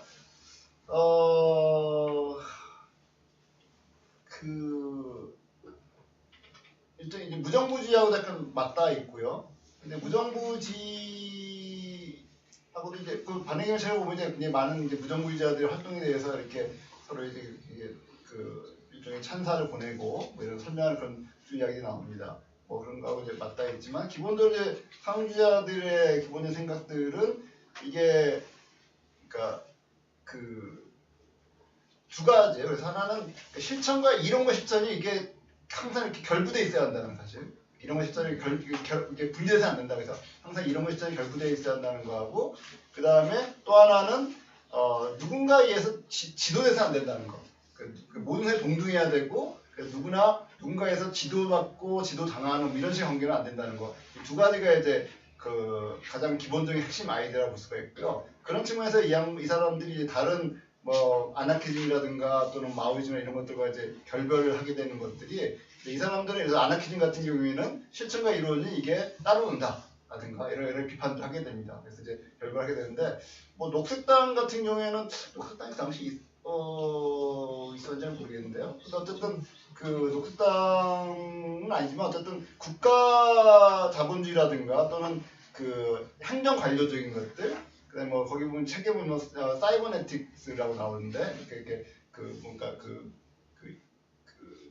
계산적으로 인간의 어떤 그 행동을 계산하고 그다음에 그걸 측정하고 그다음에 거기 영향을 미치는 여러 시도들 이런 것들 다 이제 비교를 하게 되죠. 왜냐하면 그런 것들은 이제 인간을 통제하는 어떤 활동들이고 인간을 통제하는 활동들이라는 것들이 결국 이제 인간을 하나의 기계 부품을 만드는 그런 어떤 작용을 하기 때문에 그런 것들 이제 거부하고 그게 결국 이제 아까 말했던 생존이라든가 이런 식의 어떤 활동이기 때문에 그걸 거부하고 삶으로 가야 된다. 그래서 결국은 인간의 어떤 그 삶이라는 것이 그러니까 욕망에 충실해야 되고 그 다음에 창조성, 이마지너스 연구 상상력 얘기 나왔지만 창조성 이런 것들을 충실해야 되는데 이것들이 이제 욕망과 창조성이 가장 잘 발현될 수 있는 공간이라는 것이 일상생활이라는 거죠. 우리가 그냥 살아가는 일상생활이라는 것이 결국은 나의 삶의 어떤 나의 욕망과 나의 창조성이 자잘자잘 드러나는 것이고 그런 어떤 그 일상생활 속에서 나의 삶과 창조성을 만드는 어떤 작업들을 해야 된다라고 하고 그래서 이 사람들이 이제 그 어버니즘 그러니까 그 하고도 약간 관련이 있는데 도시 공간을 어떻게 할 것인가의 문제. 도시 공간 자체가 이제 그래서 바네김 자체가 처음 드보르가 만나게 되는 계기가 된 것이 그 프랑스의 그 르페브르가 있지 않습니까? 일상생활 비판을 하던 그 르페브르라는 사람이 이제 그 양반이 이제 사실 르페브르가 그 공간 이야기 굉장히 많이 하죠. 공간 이야기에서 도시 공간 이야기를 많이 하면서 현대 어떤 합리화된 도시 공간이라는 것 자체가 굉장히 인간 창조성을 죽이고 그 메마르게 만든 나쁜 공간이라는 말을 하면서 뭔가 그 다른 어떤 작은 규모의 어떤 작은 마을 공동체 단위였던 공간 이런 걸 만드는 이런 식의 이야기를 하거든요. 그걸 보고 이제 바네김이 이제 르페브르한테 편지를 쓰죠. 그래서 이게 당신 글 잘 갖다면서 자기 코멘트를 쓰는데 르페브르를 보고서 이거는 드보러라는 친구하고 굉장히 이게 잘 맞는다. 그래서 이 바네김을 드보러를 이렇게 소개시켜줍니다. 그러면서 둘이 만나가지고 이제 완전히 이야기를 해보니까 너무 생각 같은 거예요. 그래서 그게 그 상황주의 인터내셔널 운동으로 이제 가는 하나의 계기가 됐다고 볼 수가 있죠. 두 번째 질문이 뭐였죠? 예술가들 그렇죠. 예, 그게 그래서 이제 그와 관련돼서 바로 이제 그런 측면의 예술가의 축적이 이루는데 예술가 축적했던 이유 중에 하나가 바로 그런 거죠. 그러니까 그 예술 운동이라는 것 자체가 그러니까 이 드보르 같은 경우에는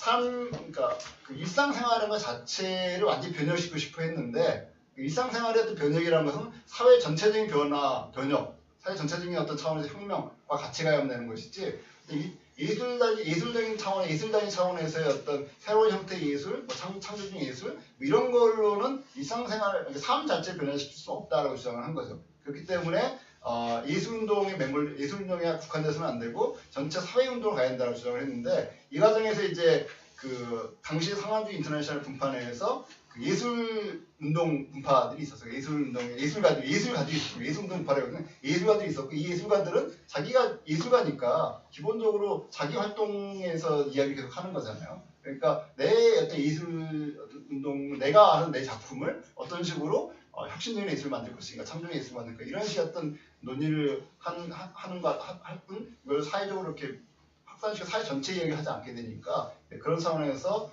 그 바네김에 의해서 바네김이 이제 거기 드랍을 걸었다고 그래요. 바네김이 들어와가지고 그러니까 상하주의 인터내셔널 운동이 그러니까 예술 운동에서 사회주의 운동으로 사회 전반적인 운동을 가게 되는 결정의 계기를 바네김이 줬다고 합니다.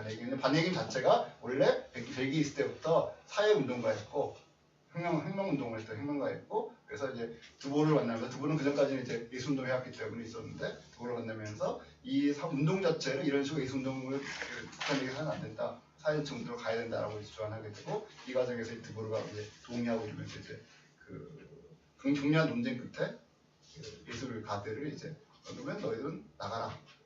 라고 했다고 그러고 실제로 상황주의 인터내셔널 운동은 그 모임에서 아까 말씀드린 모임에서의 그 토론이라는 것이 굉장히 격렬했어요. 그래서 굉장히 그 어떤 뭐 자기들 자체 그 이념 자체가 지도자가 없어야 되는 거고 누구나 동등하게 참여해서 이야기를 하는 거니까 항상 모일 때마다 아주 격렬한 논의를 벌였고 그 과정에서 그러니까 뭐 그렇지만 이론적으로 굉장히 논쟁을 보다 보면 뭐 감정이 상할 수밖에 없고 약간 이론적인 논쟁이라는 거는 조금의 어떤 차이들이 굉장히 격화되는 방식으로 가잖아요. 그러니까 이제 결국 갈라서게 되는 상황이니까 그러니까 실제로 바네겜과 드보르도 71년인가 바네겜이 이제 나오면서 완전히 결별하게 되는데 그 이후로 평생 죽을 때가 서로 얼굴 한 번도 안 봤다고 그래요. 완전히 한 번도 얼굴 안 보고 물론 바네겜 지금 살아있지만 이제 드보르는 90년대 자살을 했죠. 그래서 그 정도로 이제 그 이념도 순수성이랄까 이런 것들 굉장히 강조했던 사람들이고 이런 차원에서 이제 이해가 될 수 있을 것 같아요. 네. 그러면 상황주의자들의 정치적인 프로그램은 뭐였나요? 어떻게 무엇을? 네. 상황주의 정치적 프로그램은 노동자 공장에서 노동자 중심의 평의회를 건설하려고 했어요. 68년 혁명 당시에. 그래서 실제 처음에는 학생 아까 말씀 또르만 가서 이제 학생 총회 참석하면서 뭐 이렇게 토론을 계속 했지만 이 학생 운동의 전반적인 어떤 그 당시 주류가 이제 마오이즘이었거든요. 마오 그 당시 이제 그 중국에서는 66년도인가요? 그 문화대혁명이 시작되죠. 문화대혁명이 시작되면서 그 마오 그러니까 문화대혁명도 사실은 약간 그 비슷하죠. 문화대혁명에서 물론 문화대혁명이 이제 마오이에서 약간 청소년들이 조작된 경향이 있지만 어쨌든 간에 기본 아이디어는 청년들이 기존 기성세대의 고리타분한 관습을 깨부수고 완전히 새로운 사회를 건설해야 된다는 게 기본적인 어떤 아이디어였고 그래서 대중운동이었거든요. 청년들의 자발적인 대중운동에 의해서 기성세대를 부수자라는 게 이제 기본 아이디어였는데 그 자체가 이제 당시 이제 유럽 특히 프랑스의 그 청소년들한테 굉장히 영향을 미쳤고 마오이즘 그래서 이제 청소년들 굉장히 마오이스트 굉장히 많았어요. 마오이스트와 트로피스트 그러니까 지금 그런 사람들에 의해서 이제 68 혁명 학생부 자체가 이끌어 갇힌 거죠. 그러나 이제 어쨌든 마오이스트는 트로츠키스트는 기본적으로 지도자가 있는 거잖아요. 어찌됐든 간에 마오라는 지도자가 있고 그에 의해서 받아들이는 이런 대중운동이긴 했지만 이런 것들에 대해서 이제 상황주의자가 이제 뭐 이의를 제기했고 또 상황주의자는 지도자는 있어서는 안 된다. 누구나 평등하게 이야기를 하고 우리가 같이 결정해야 한다 주장했는데 이제 그런 게 안 먹힌 거고 그래서 이제 나와서 노동자에게 간 거죠. 그래서 노동자 운동도 사실은 당시에 이제 많은 노동자를 파악을 해야 되는데 젊은 노동자들 사이에서 평의회를 구성해서 노동자 평의회를 구성해가지고 노동자 평의회에서 운동에 가는 길을 결정하고 그걸 통해서 이제 가야 한다 주장을 하죠. 그래서 실제로 68혁명 자체가 어떻게 끝났냐면은 그 5월 말에 그르넬 협정이라는 걸 그 정부하고 노조 사이에 그르넬 협정이라는 거를 이제 파업을 종식시키기 위해서 그르넬 협정을 맺어요. 그게 뭐냐면 이제 뭐 봉급 어느 인상시키고 그래서 파업을 중단한다 뭐 이런 식의 어떤 협정을 맺는데 이 과정에서 이제 노조 대표를 받아들이거든요. 물론 이제 거기서 뭐 진작이 있는데 노조 대표 말은 우리가 사실 받아들인 게 아니고 나는 그냥 정부하고 협상을 했고 그 결과를 노동자한테 발표한다. 노동자들 의견을 받아 다시 뭐 전달을 했다. 뭐 이런 식으로 대표들은 그게 주장을 했지만 어쨌든 형식적으로는 협상이 타결이 돼요. 그래서 몇 퍼센트 임금을 인상하고 종료한다 이런 식으로 협상이 타결되고 그걸 거기에 대해서 노동자들이 일부는 받으면 상당수 노동자들이 반발하면서 노조 대표에 대해 저항해요. 그래서 노동자 평의회, 젊은 노동자들 중심으로 평의회를 중심으로 해가지고 거기에 반발하면서 계속 파업을 이어가거든요. 근데 그 과정에서 이제 상황주의자들이 굉장히 큰 역할을 하게 되죠. 왜냐하면 상황주의자들은 그 전부터 노조 대표들은 어차피 정부가 타협할 것이다. 이렇게 쟤들 말을 들어서 안 된다. 이런 식으로 계속해서 그 과정을 이제 이야기를 했다고 그러더라고요. 이제 그렇게 되는데 그렇게 해서 일단 이렇게 해서 노동자들 대표해서 협상이 끝나니까 이제 데이타임이 이제 형식적으로 이루어진 거잖아요. 그러니까 그걸 보고 드골이 돌아와요. 돌아가서 드골이 프랑스는 강력한 대통령이 주는 거기 때문에 의회 해산권을 대통령이 가지고 있거든요. 그래서 의회를 해산시켜요. 의회를 해산시키고 데골이 돌아가서 의회를 해산시키니까 그동안 조용히 하던 프랑스는 뭐 좌파만 있는 게 아니라 또 50% 우파잖아요. 그러니까 전국적으로 대규모의 우파 그 드골 지지 시위가 일어나요. 그 시위가 일어난 다음에 그 다음에 의회 해산한 다음에 다 의회를 해산해서 총선을 시작하는데 6월달 총선거에서 우파가 압도적으로 승리합니다. 그래서 6.86이 끝납니다. 그러니까 사실은 뭐 이런 과정을 통해서 이제 끝이 나는 어떤 구조여서 사실은 그러니까 그래서 이제 상업지자들이 6.86년 이후에 굉장히 실망하고 그게 사실은 상업지자 운동 자체가 이제 해산되는 결정의 계기가 됐던 것도 이제 자기들이 바라고 원했던 것들이 사실은 좌절됐으니까 자기들 실패했다고 본 거죠. 왜냐하면 어떤 식으로 됐든 간에 다시 옛날 돌아갔으니까 물론 완전히 옛날 돌아간 건 아니고 6.86년 이후로 프랑스 사회 구조가 굉장히 바뀌어요. 그래서 실제로 노조라든가 노조 간의 어떤 노조 힘도 굉장히 세지고 그다음에 대학 같은 경우는 완전히 구조가 바뀝니다. 대학은 완전히 기존 소로몬 대학이 그 분해돼요. 지금 프랑스는 소로몬 대학은 없어요. 사실 엄밀히 말하면 옛날 소로몬 대학이 파리 1대학에서 5대학으로 다 분해되고요. 새로운 대학이 굉장히 많이 나오고 이런 식으로 해서 완전히 교육 시스템 자체가 바뀌게 되고 그 다음에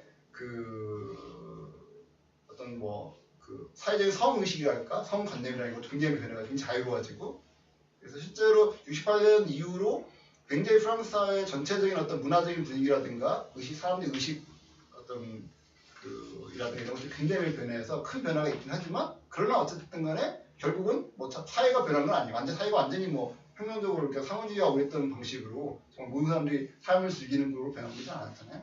그래서 이제 그렇게 정리가 됐다고 볼 수가 있습니다.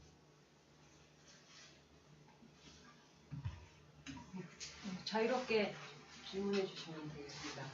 다른 분도 없으면 또 해도 돼요? 네. 네. 프랑스에는 8.2엔 6.8이 있었다면 미국에도 히피 운동하고 또 그 뉴욕에서 그 히피 파티 축제 짐 핸드릭스 공연하고 전 그거 번번이 까먹어요. 네. 있었고 일본에도 사실은 있었고 그런 대륙에 사실은 거쳐서 전쟁 2차 세계대전 뭐 승리국이건 패전국이건 이제 그런 것들을 경험했는데 굉장히 구조적으로 역사적으로 힘든 얘기지만 간략하게 공통점들은 무엇이고 또 자생적인 문제들이 물론 일단 가장 급선무였겠지만 그것도 비교해서 잠깐 설명을 해주신다면요. 그러니까 사실 68년도라는 게 책도 있습니다. 전 세계 68년도의 그 세계적 혁명의 분위기가 어떤 식으로 지냈는지 책이 한 권 있는데 68운동이라고 있죠. 있어요. 그래서 한국에 번역돼 나온 책이 있는데 그 책이 있는데 어쨌든 전체적으로 보면 이제 그러니까 주로 이제 선진국을 중심으로 해서 선진국은 아니고 어쨌든 간에 주로 유럽은 이제 프랑스, 독일 뭐 이런 데서 다 이제 같이 그런 운동이 일어났고 그다음에 미국도 그렇고 일본도 그렇고 그다음에 뭐 중국에 또 중국 나라도 문화혁명이 있었고 그래서 사실은 굉장히 커다란 68년을 전후해서 딱 68년 아니지만 68년 전후해 가지고 60년대 후반에 굉장히 많은 어떤 그 변화가 있었는데 이 그래서 가장 공통점은 그 청년 세대의 어떤 기성세대한 도전의 형태가 나타나요.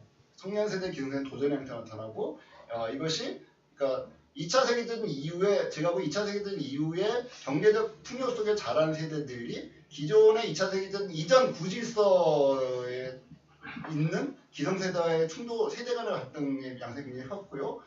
그래서 전체적으로 기성세대가 이제 보수적이고 그다음에 였다면 굉장히 이제 자유를 추구하는 청년 세대의 자유를 추구하는 이런 거였고 이런 것들이 이제 실제로 사회를 굉장히 억압적인 어떤 그 분위기에서 자유로운 분위기로 그래서 실제로 그 70년대로 가게 되면 이게 이제 전 세계적으로 이제 전 세계는 아니고 주로 서구권을 중심으로 해서 프리섹스 운동을 발전하잖아요. 그러면 프리섹스 운동을 발전하고 그다음에 페미니즘 운동을 발전하고 이러면서 실제로 오늘날 우리가 가지고 있는 현대의 어떤 문화라고 할 수 있는 것들의 근간을 실제로 68년을 전후한 그 청년 세대들이 만들어내는 거라고 볼 수가 있고 우리는 이제 그거를 그대로 받아들이고 이제 요즘 다시 보수화되고 있는 추세가 있지만 뭐 그런 어떤 것이 전체적인 추세로는 공통점이라고 볼 수 있을 것 같아요.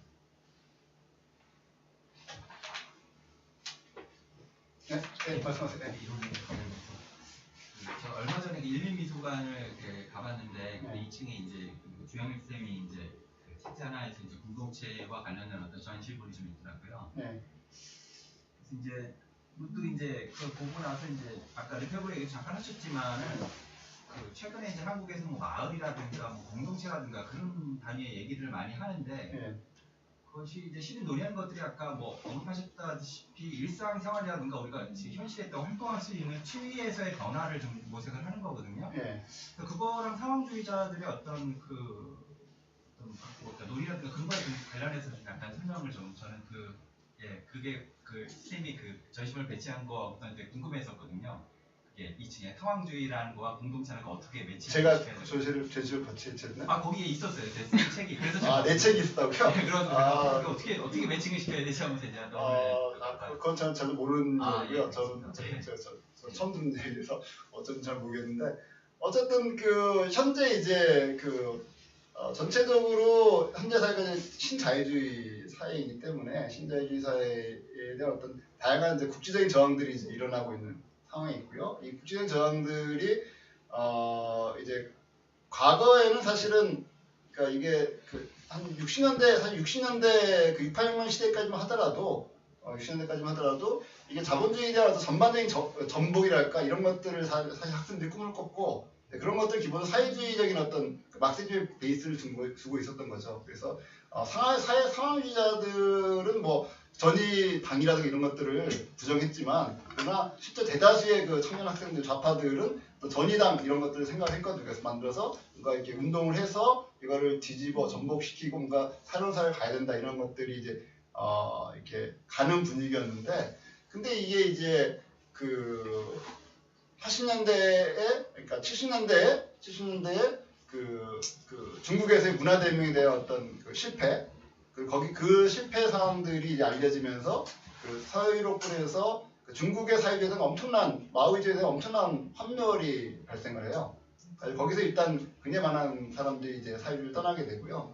그 다음에 이제 90년대 와가지고 소련 사회주의가 이제 무너지는 과정에서 거기에는 또 사회주의에 대한 굉장히 환멸이 오고 이것들이 이제 결국은 사회주의 전체에 대한 이념적인 약화로 오면서 신자유주의가 완전히 득세하는 뭐 이런 어떤 하나의 사회적 분위기를 만들었다고 볼 수가 있고요. 그래서 현재 상황에서는 사실은 이렇게 해서 완전히 신자유주의 자체가 이제 득세하고 있기 때문에 여기에서 현재 어떤 전형적인 어떤 구심점이랄까 그래서 예전처럼 전체적인 자본주의에 대한 어떤 전체적인 사회주의의 어떤 대안 뭐 이런 것들을 말하는 굉장히 목소리가 작아졌다라고 볼 수가 있고요. 그 대신에 최근에는 이제 작은 어떤 단위에서의 어떤 그야말로 어떻게 보면 작은 일상생활의 혁명인 거죠. 작은 단위에서의 어떤 그 공동체 꾸리기라든가 뭐 이런 어떤 혁명을 하는 뭐 이런 식의 어떤 모습 이제 움직임으로 가고 있는 것 같아요.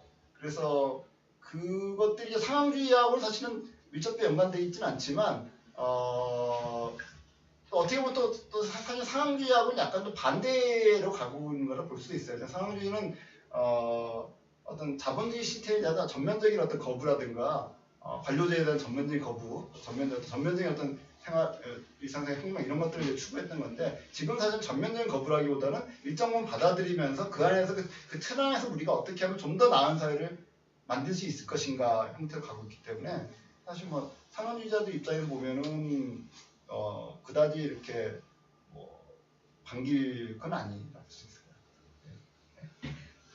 가령 아까 막 낙서돼 있던 거 많이 보여주셨는데 뭐 네. 불가능한 것을 요구하라부터 네. 시작해서 생존을 버리고 삶을 추구하라 그렇게 얘기를 했는데 이제 그 당시에 어떤 불가능한 것들을 이렇게 좀 요구하는 네. 그 특정한 사안이 나온 게 있는지 네. 그리고 이 실제로 상황주의자 라울 바네겐도 포함해서 네. 진짜 생존을 버리고 삶을 추구하는 네. 행보를 자신의 인생에서도 보였었는지가 좀 궁금해졌어요.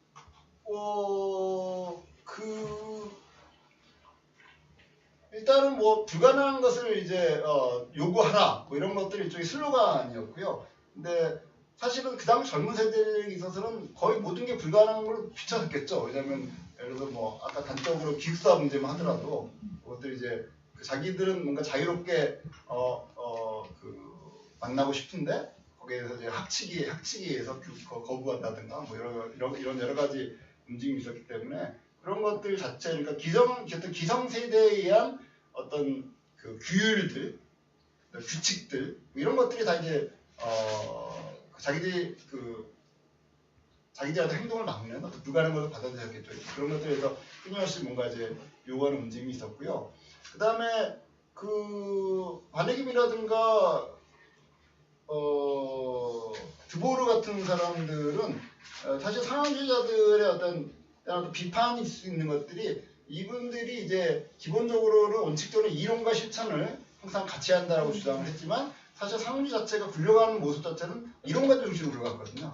실천가들이 아니라 이론가들. 물론 드보르는 이제 뭐 영화도 만들고 여러 가지 그 글도 소설을 쓰고 이런 글도 쓰면서 그것도 자기 생각을 이제 계속해서 알려 노력을 하긴 했지만 그러나 뭐 어찌됐든 간에 기본적으로 뭐 특히 반응 같은 건 이론가였고 여전히 그 사람은 이제 그 이후에도 여전히 계속해서 책을 낸다가 이런 이론서를 발간하는 방식으로 이제 실천한 거지 구체적으로 자기가 이제 뭐 이렇게 삶 자체에서 뭐 어떤 구체적인 뭐 이런 공동체 사회를 조직해가지고 거기서 뭘 한다든가 이런 식의 어떤 행보를 보이지는 않았어요.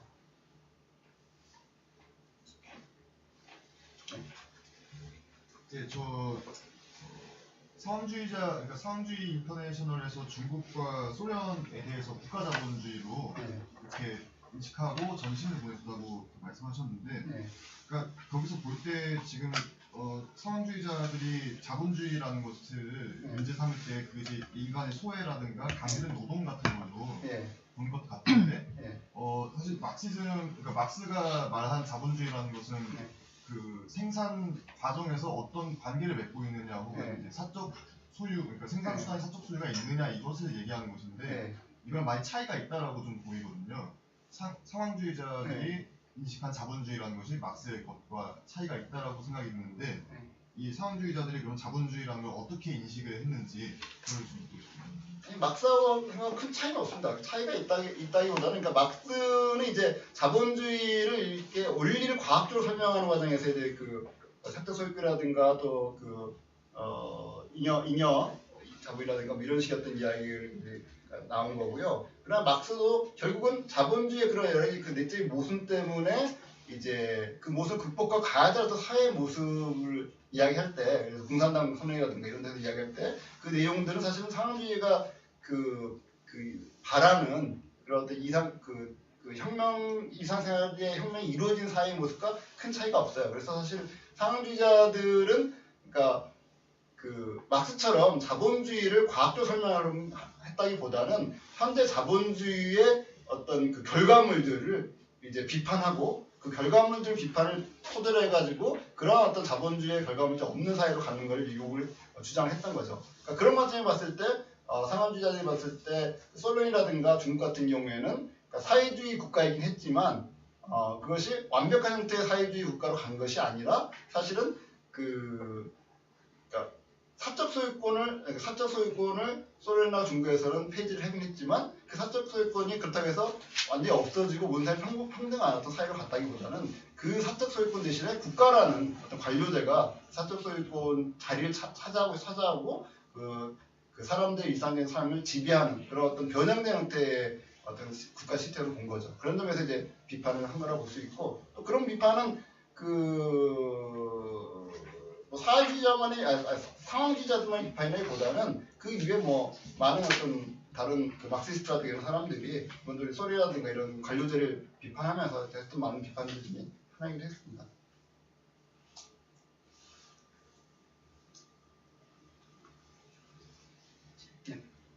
제가 한 가지.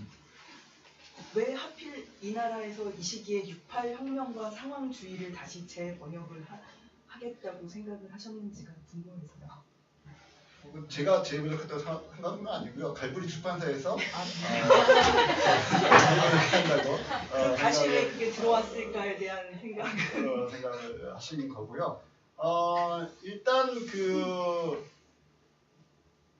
현재 한국 사회가 뭐 다들 뭐 인식을 공유하시겠지만은 굉장히 상황이 어렵잖아요. 여러 가지 측면에서 그러니까 자본주의 시스템 자체가 이제 90년 이후로 신자유주의 체제가 들어오면 신자유주의 체제가 들어오면서 완전히 이제 기존에 어떻게 보면 우리 같은 경우에는 기존에 우리는 유교적 자본주의였잖아요. 유교적 자본주의가 형태로 가지고 있던 일종의 자본주의 내에서의 최소의 안정망 자체가 IF 체제 신자유주의로 완전히 깨진 상황이 있고요. 그래서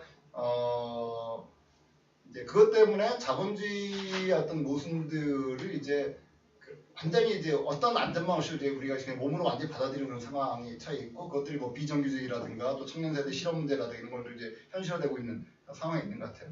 이런 상황들 때문에 굉장히 많은 이제 이 모든 사람이 뭐 뭔가 한국 사회 문제가 있다는 다 인식하고 있는데, 도대체 이 문제를 어떤 식으로 해결할 것인가에 대한 굉장히 이제 아직까지는 어떤 통일된 의견은 없는 거죠. 그래서 이제 현재 굉장히 다양한 모색들을 하고 있는 상황인 것이고, 그 모색들이라는 상황 속에서 이 상황주의자들의 어떤 생각들 이런 것들이 우리에게 뭔가 좀 이렇게 가야 할 길이랄까 이런 것들을 제시하는 이런 어떤 측면이 있는 것 같습니다. 그래서 이런 것이 약간 매력적으로 보일 수도 있고요.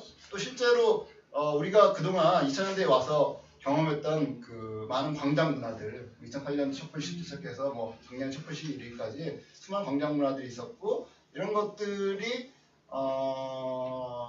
그 어떤 측면에서 보면은 68혁명하고 똑같지는 않겠지만 상당 부분 어떤 광장을 굉장히 많은 사람들이 자유롭게 점거하고 거기서 굉장히 자유로운 어떤 토론, 어떤 가시적 지도자 없이 사람들의 자발적인 참여와 그다음에 거기서 우리가 계속해서 계속 나왔던 얘기들, 뭐 상상력, 창의력 이런 것들을 계속 이야기하고, 이런 것들이 사실은 상황주의자들이 말했던 그런 것들과 상당 부분 이렇게 맞아 떨어져요. 그래서 그런 것들을 우리가 이제 좀 이야기할 수 있는 거리가 될 수 있을 것 같습니다. 다만 문제는 제가 이제 옹기주 후계자 약간 쓰긴 했지만은 문제는 이제 상황주의자들은 계속 경계했던 것들이 상황이 만들어졌는데 그 만들어진 상황이 고착되는 걸 경계를 했는데, 현재 우리 상황은 상황을 만들었는데 이 상황이 약간 고착된 듯한 느낌이 있잖아요. 근데 이게 이제 약간 이제 어떻게 보면 상황주의자들 관점 보면 약간 이제 문제적인 그 부분이 될 수도 있고, 뭐 그런 것들에 대해서 우리가 생각할 수 있는 거래를 제공할 수 있는 것 같습니다.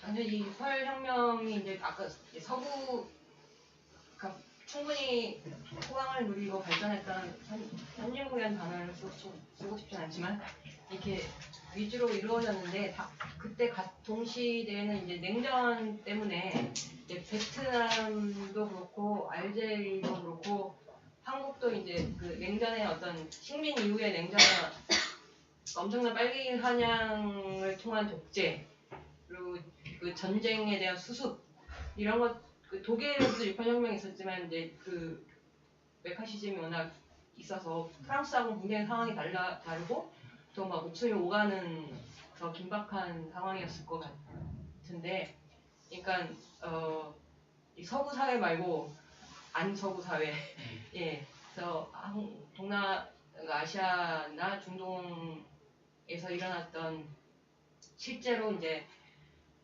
냉전이라는 것이 이제 서구 시각에서는 가상 전쟁처럼 보이지만 실제로 그 비서구권에서는 실제로 피가 튀는 전쟁 상황이었잖아요. 그러니까 68혁명 특히 상황주의자들의 이제 일상생활의 혁명, 그러니까 그 쾌에 대한 그 쾌가 바로 혁명이다라는 것이 어떻게 보면은 좀 굉장히 그 먼 거리감이 느껴진다고 할까요? 꼭 선생님들이 하실 질문은 아니지만, 그래서 굉장히 뭔가 참 그러니까 극단적으로 말하면 배부른 소리 하는 것 같은 느낌도 들고, 하지만 결국에는 옳은 얘기지만 그 60년대 후반과 70년대를 한국 같은 경우 너무 어목해서 감히 상상할 수 없는, 되게 거리감이 좀 많이 느껴졌었어요. 그렇죠. 그러니까 사실은 68혁명이 그런 식으로 가능했던 건 프랑스가 그만큼 자유롭기 때문에 가능했던 거죠. 우리 같으면은 사실은 그 시대에 불가능한 거죠. 우리는 사실 68년도에 일본에서 그렇게 할 때 우리는 조용했잖아요. 사실 별거 없었잖아요. 그 이유가 우리는 68년도에 그때 정말 무슨 납북 사건이 일어나고 해서 정말 가장 이제 메카시즘이랄까 그 반공 그 정서가 가장 팽배했던 사회였고, 그러니까 사실은 거기서 또 권력에 저항한다는 자체가 결국은 반정부라는 자체가 결국은 뭐 빨갱이가 되는 거고, 뭐 이런 식의 어떤 그런 어떤 악순환에 빠져 있었기 때문에 불가능했는데, 근데 이제 지금 상황은 이제 과거에 비하면은 이제 굉장히 많은 다양한 투쟁들을 통해서 뭐 87년 뭐 민주투쟁, 뭐 그전에는 뭐 80 광주, 또 그전에 뭐 4.19 이러면서 여러 가지 그 과정을 겪으면서 상당히 우리가 어느 정도 민주화의 쟁취를 해냈고, 그래서 비록 여전히 아직까지도 뭐 그 우리의 그 정서에 기반하는 반공이라는 것들이 아직까지 완전히 사라지지 않은 상태에 있지만, 상당 부분은 우리가 이제 어떤 그 자유라든가 이런 것들에 대한 어떤 민주라든가 이런 것들을 갈망들을 어느 현실화 시켜낸 측면이 있습니다. 그래서 최근에는 이제 이 사회가 이제 자본주의 체제가 이제 아까 말씀드렸듯이 우리나라 신자유주의 오면서 굉장히 자본 체제에 가지고 있는 어떤 모순을 이제 젊은 세대가 아주 몸으로 체험하는 그런 어떤 심각한 상황 속에서 이제 이것들에 대한 어떤 돌파구를 이제 찾으는 움직임들이 굉장히 벌어지고 있잖아요. 그래서 이제 그게 아직까지는 생존의 몸부림인 거죠. 아직까지는 그러니까 살아남아야겠다는 어떤 몸부림이 이제 지배적이니까, 그러니까 뭐 공무원 시험에 사람들이 막 몰리는 거가 대표적인 경우이죠. 왜 공무원 시험에 사람들이 몰리느냐? 생존해야 되니까.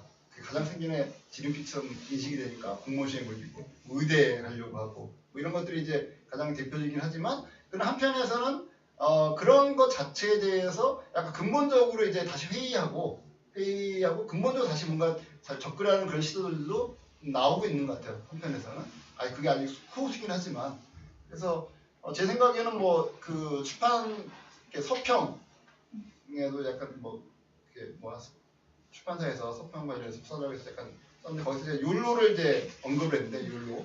요새 우리나라 욜로 열풍까지는 아니라 욜로라는 개념이 한국에서 굉장히 많이 이제 이야기되고 있잖아요. 그러니까 only live once 이런 거죠. 그러니까 나는 한 번만 한다라는 욜로인데, 그 욜로라는 것이 왜 한국에서 지금 욜로라는 것이 이렇게 갑자기 부각되고 있는가라고 했을 때 그냥 두 가지 측면이 있는 거죠. 하나는 이제 산업 자본주의에는 이용이 있죠. 그러니까 소비주의를 이걸 이해하면서 한 번밖에 안 사니까 일단 뭐 네가 돈이 없더라도 일단 쓰고 봐. 뭐 이런 거를 이제 계속 자본주의에서 이용되고 있는 측면이 있긴 하지만, 그러나 다른 한편에서는 욜로의 어떤 본질적인 어떤 의미를 찾는 움직임도 있다는 거죠. 그래서 어차피 한 번밖에 안 사는 인생이기 때문에 생존하려고 노력하지 않고 삶을 추구하겠다라는 움직임이 존재한다는 거죠. 그래서 이거는 이제 그 현재를 즐기는 거지만, 현재를 즐기는 게 단순히 소비를 통해서 현재 쾌락을 즐기는 게 아니라 현재 삶을 구성하는 어떤 구축하는 작업으로서 현재를 즐기는 그런 움직임도 존재한다라는 거죠. 그래서 그 지난번에 하여튼 작년인가 하여튼 왜 그런 거 있었잖아요. 어떤 학생이 뭐 수능 일주일 전에 뭐 세계 일주 떠나기 뭐 이런 다른 학생이 있어요. 그래가지고 책도 뭐 냈는데, 어떤 학생인데 이제 고등학생 고3 때 수능을 봐야 되는데 수능을 보는 걸 거부하고 세계 일주를 떠나요. 그리고 이제 이렇게 갔다 오거든요. 근데 여기에 대해서 이제 두 가지 반응이 있더라고요. 제가 찾아보니까 하나 반응은 멋지다, 훌륭하다 이런 반응이 있고, 또 하나의 반응은 왜 그러냐? 아니 수능 보고 대학 간 다음에 세계 일주 언제든지 갈 수 있는데 왜 굳이 수능을 거부하고 가? 이런 반응이 있더라고요. 두 가지 반응이 가능한데 대부분의 사람들은 두 번째 반응을 하는 것 같더라고요. 그게 제가 보기에는 약간 합리적이야. 그렇잖아요. 수능 시험 보고 대학 가서 얼마나 갈 수 있는 게 세계 일주인데 굳이 수능 대신 수학을 가질 필요가 뭐가 있어? 라고 생각이 들잖아요. 근데 이제 그게 관점을 생각 완전히 달리하고는 많이 다른 거죠. 그러니까 어차피 한 번 사는 인생이라는 거기 때문에 수능 보고 세계 일주 가는 것과 수능 대신 세계 일주 가는 거는 완전히 기본 출발이 다른 거죠. 그러니까 수능을 보고 세계 일주를 떠나는 거는 생존의 일하는 거죠. 내가 수능을 가야 되니까 보는 거고, 대학을 가야 되니까 가는 거고, 대학 간 다음에 나의 스펙을 쌓기 위해서 가는 거잖아요. 그러니까 결국은 생존을 위해서 나의 스펙을 쌓는 작업이지만, 수능을 거부하고 수능을 세계 일주 가는 거는 그런 어떤 일상적인 어떤 일상생활 속에서 나에게 주어진 길을 자체를 거부하는 거예요. 처음부터. 그러니까 고등학생 당연히 수능을 가야지, 수능 당연히 대학을 가야지, 대학은 당연히 취업을 해야지, 취업하면 당연히 뭐 집사해야지 이런 식의 어떤 우리에게 주어진 그냥 길이 있잖아요. 딱 보이는 길들. 이건 사실 생존의 길이잖아요. 이렇게 그렇게 네가 생존할 수 있다고 우리가 아주 어렸을 때 배웠으니까 자연스럽게 우리도 그렇게 살아야 된다고 생각을 믿는 생존의 길인데 그 생존의 길 자체를 아예 처음부터 생각하지 않는 거죠. 그리고 그냥 나는 그 생존의 길이 아니라 그냥 내가 주어진 나의 길을 간다는 거잖아요. 내가 그냥 가고 싶으면 가는 거지. 내가 왜 필승을 봐야 될 이유가 없는 거니까. 그래서 그 자체를 아예 생각하지 않는 거예요. 사회가 나에게 주는 그런 어떤 정해진 생존의 길에 대한 생각 자체를 아예 거부하는 이런 것들로 이해를 한다면 그래서 만약 욜로라는 거를 우리가 그런 것들에서 이해한다면 그거는 뭐 작은 어떤 일상적인 개인적인 실천 차원에서 뭔가 이런 어떤 그 자본주의, 소비 자본주의 사회, 산업 자본주의 사회가 갖고 있는 어떤 생존의 길, 틀 이런 것들을 벗어나는 또 하나의 인증이 될 수 있지 않을까 이렇게 생각합니다. 비드보르 스펙타클의 사회랑 이 책이랑 이렇게 조금씩 보긴 했는데 되게 좀 쉽지는 않더라고요. 그래서 어떻게 연관을 지어가지고 보면은 좋을지 좀 가이드 좀 해주셨으면 좋겠고 그리고 그 반해겜이 살아있다고 하셨는데 혹시 그 이 책 이후로 뭐 근황이나 이런 저술 활동이나 이런 거 굉장히 많은 책들 쓰고 있어요.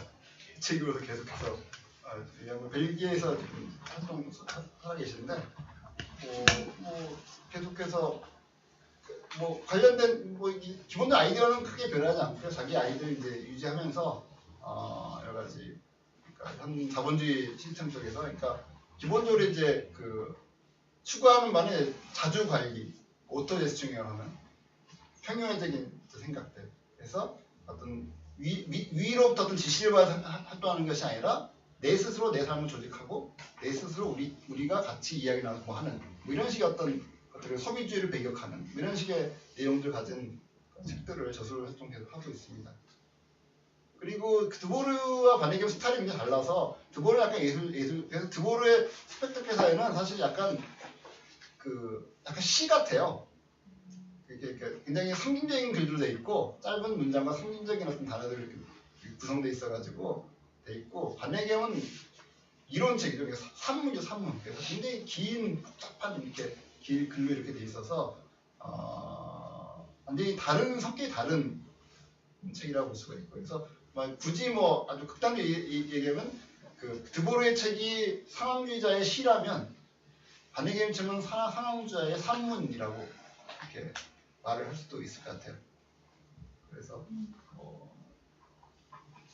그래서 읽기는 사실 드보르 책이 좀 더 편하죠. 글도 짧고 그래서 그러나 그 안에 상징들이 굉장히 많이 들어있어가지고 읽기는 편하지만 또 생각하기가 굉장히 많은 측면이 있고요. 반해겜의 책은 글은 굉장히 길지만 상징도 적기 때문에 오히려 뭐 이해하기도 편할 수도 있는 이런 책이 있는 것 같습니다.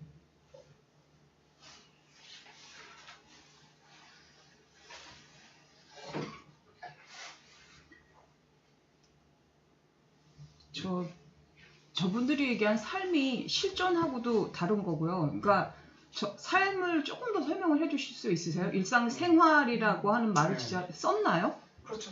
일상생활. 그렇다면 라비 코티디엔. 네네.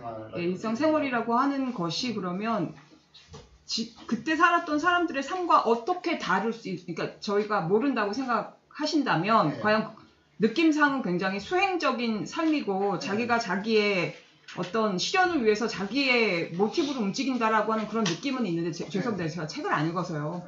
근데 그 삶에 대해서 조금 더 상호주의자가 설명을 한다면 어떤 식의 개념으로 드러날 수 있을까요?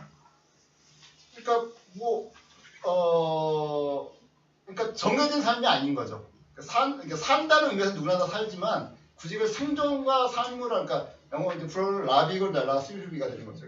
삶이 있고 생존이 있는데 생존이라는 것은 생존이라는 것이 이제 무슨 뭐 죽지 않기 위해서 막 이런다는 의미보다는 생존은 그러니까 정해진 어떤 그 길을 간다는 의미가 강하고요. 그러니까 정해진 대로 사회가 정해준 대로 부모가 정해준 대로 어떤 길이 있잖아요. 우리가 태어나면 대부분의 이렇게 딱 길이 보이잖아요. 나는 이렇게 가는 길이 있을 것 같은 보이지 않습니까? 그게 사실 생존의 길인 거죠. 그런 것들 자체 그게 아니고 삶이라는 것은 그런 길을 보지 않은 채 현재 내가 하는 것에 충실한 거죠. 현재 내가 하는 것에 충실하고 즉 현재 나의 욕망에 충실하고 그렇게 되면 그 자체가 쌓이고 쌓여서 나의 삶이 되는 이런 개념이라고 볼 수 있어요. 그러니까 미래를 위해서 내가 미래 이걸 해야 되니까 내가 대학을 가야 되니까 지금 막 공부를 해야 돼가 아니라 똑같이 공부를 하더라도 대학과 관계없이 나는 공부하는 게 좋아서 현재 공부를 해가 되는 그게 이제 삶으로서의 공부가 되는 거고 대학이라는 걸 누구나 가고 나도 누구나 가는 생각하고 주변 누구나 가니까 당연히 공부하고 그래서 열심히 공부하고 대학 가는 거 이런 거는 이제 생존으로서의 공부가 되겠죠. 그런 식으로 약간 생각하면 되니까 결국은 그러니까 정해진 길에 미래가 있고 그 미래를 위해서 한 단계로서 현 단계를 이렇게 밟아가는 어떤 일상생활이 아니라 현재에 충실하면서 현재 내가 뭘 원하는지 나의 욕망을 내 안을 들여다보고 내 욕망에 맞춰서 살아가는 것 이게 이제 그 삶인데 그렇다고 해서 그 욕망이라는 것이 소비 욕망은 아니라는 거죠. 소비 욕망이라는 것 자체는 기본적으로 만들어진 욕망이니까. 그럼 정치적 프로그램이 자기네들의 삶의 철학과 위배되는 거 아닙니까? 어떻게요? 평유회주의자로서 네. 조직하고 활동하고 거기에서 어쨌든 각기 자기네들의 뜻을 어쨌든 계획이 있고 실행을 해서 목표를 성취해야 되는 그런 과정이 주어진 거라고 한다면 그렇죠. 평유회라는 건 그런 게 아니죠. 평유회는 어떤 목표를 세우고 가는 게 아니라 평유회라는 것 자체가 기본적으로 동등한 권리를 가진 사람들이 모여서 이야기를 나누자라는 걸로 끝이에요. 그래서 우리가 어딜 가자 이런 건 아니거든요. 그러니까 사실은 그 평의를 기존의 어떤 정치 사회주의 운동권의 평의 자체를 폄하하는 이유 중에 하나가 그럼 이렇게 되는 거잖아요. 너희들끼리 어떻게 하겠어? 이런 식의 얘기니까. 근데 이제 그게 이상적으로 보면 그게 가장 좋은 사회인 거죠. 모든 사람들이 그러니까 동네 다니든 굳이 노동 공장 다니가 아니더라도 같은 동네에서 어떻게 보면 반상회 같은 거죠. 반상회를 모임을 하는 건데 우리의 반상회는 국가가 정해준 거잖아요. 국가가 너희 반상회 해. 주제 주고 이거에 대해서 토론해가지고 결론 내서 이장한테 보고해. 이거잖아요. 근데 이거가 아니라 그냥 동네 사람들이 자발적으로 모여서 자발적으로 마을의 일에 대해서 논의하고 그다음에 가를 결정하고 이런 어떤 삶이 되는 거니까. 그러니까 형식은 같을 수 있지만 안에 내용도 다른 거죠. 그럼 혹시 그게 요즘 얘기하는 예정토 풀뿌리 민주주의 아니면 직접 민주주의로까지 갈 수 있는 거랑 비슷한 개념인가요? 그렇죠, 비슷하죠. 그렇죠. 그렇게 되는 거죠. 근데 그게 바로 그게 바로 이상적인 공산주의가 되는 거죠. 요즘 무슨 다른 람시에르라든가 지젝이라든가 그런 사람이 많았고요. 공산주의. 최근에 나온 커뮤니스트 후기 그 책을 보면은 그걸 막 비웃고 있더라고요. 그렇죠. 그러니까 사회주의자들 상당한 사람들이 다 비웃어요. 그러니까 자본을 무시하고 어떻게 주체가 될 수 있느냐. 그리고 그 서구 철학이 자기네들한테서 가져와가지고 이제 결국 욕망으로 바꿔놓고 또 차이를 무한 반복하는 게 결국 그러니까 그 차이라는 게 결국 경쟁이 제일 좋아하는 거고 그 차이를 무한 반복하면서 결국 그게 실패할 수밖에 없지 않느냐라고 이제 그 책에서도 꼬집었더라고요. 그 부분을. 그래서 어떻게 너희들이 이제 주체를 확보할 수 있느냐. 그래서 주체를 확보해서 어떻게 성공할 수 있느냐 이제 그렇게 해놔서 저도 이제 좀 놀랐는데. 예.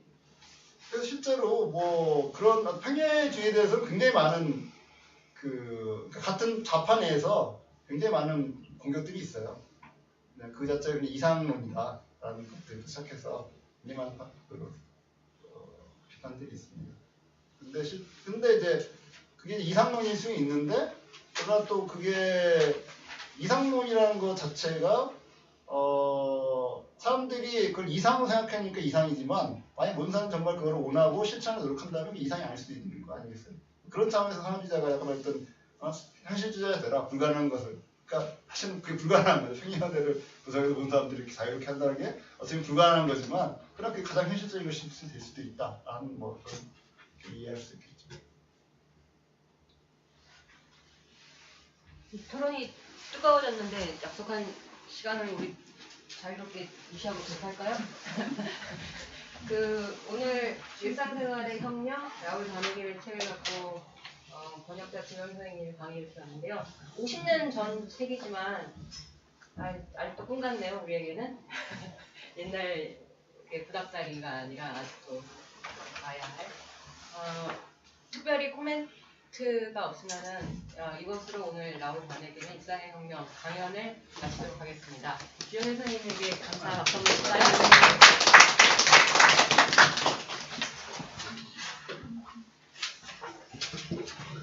사인 받아가세요. 아 맞다. 책 앞에다가 저자도 아닌데 싸겠습니다.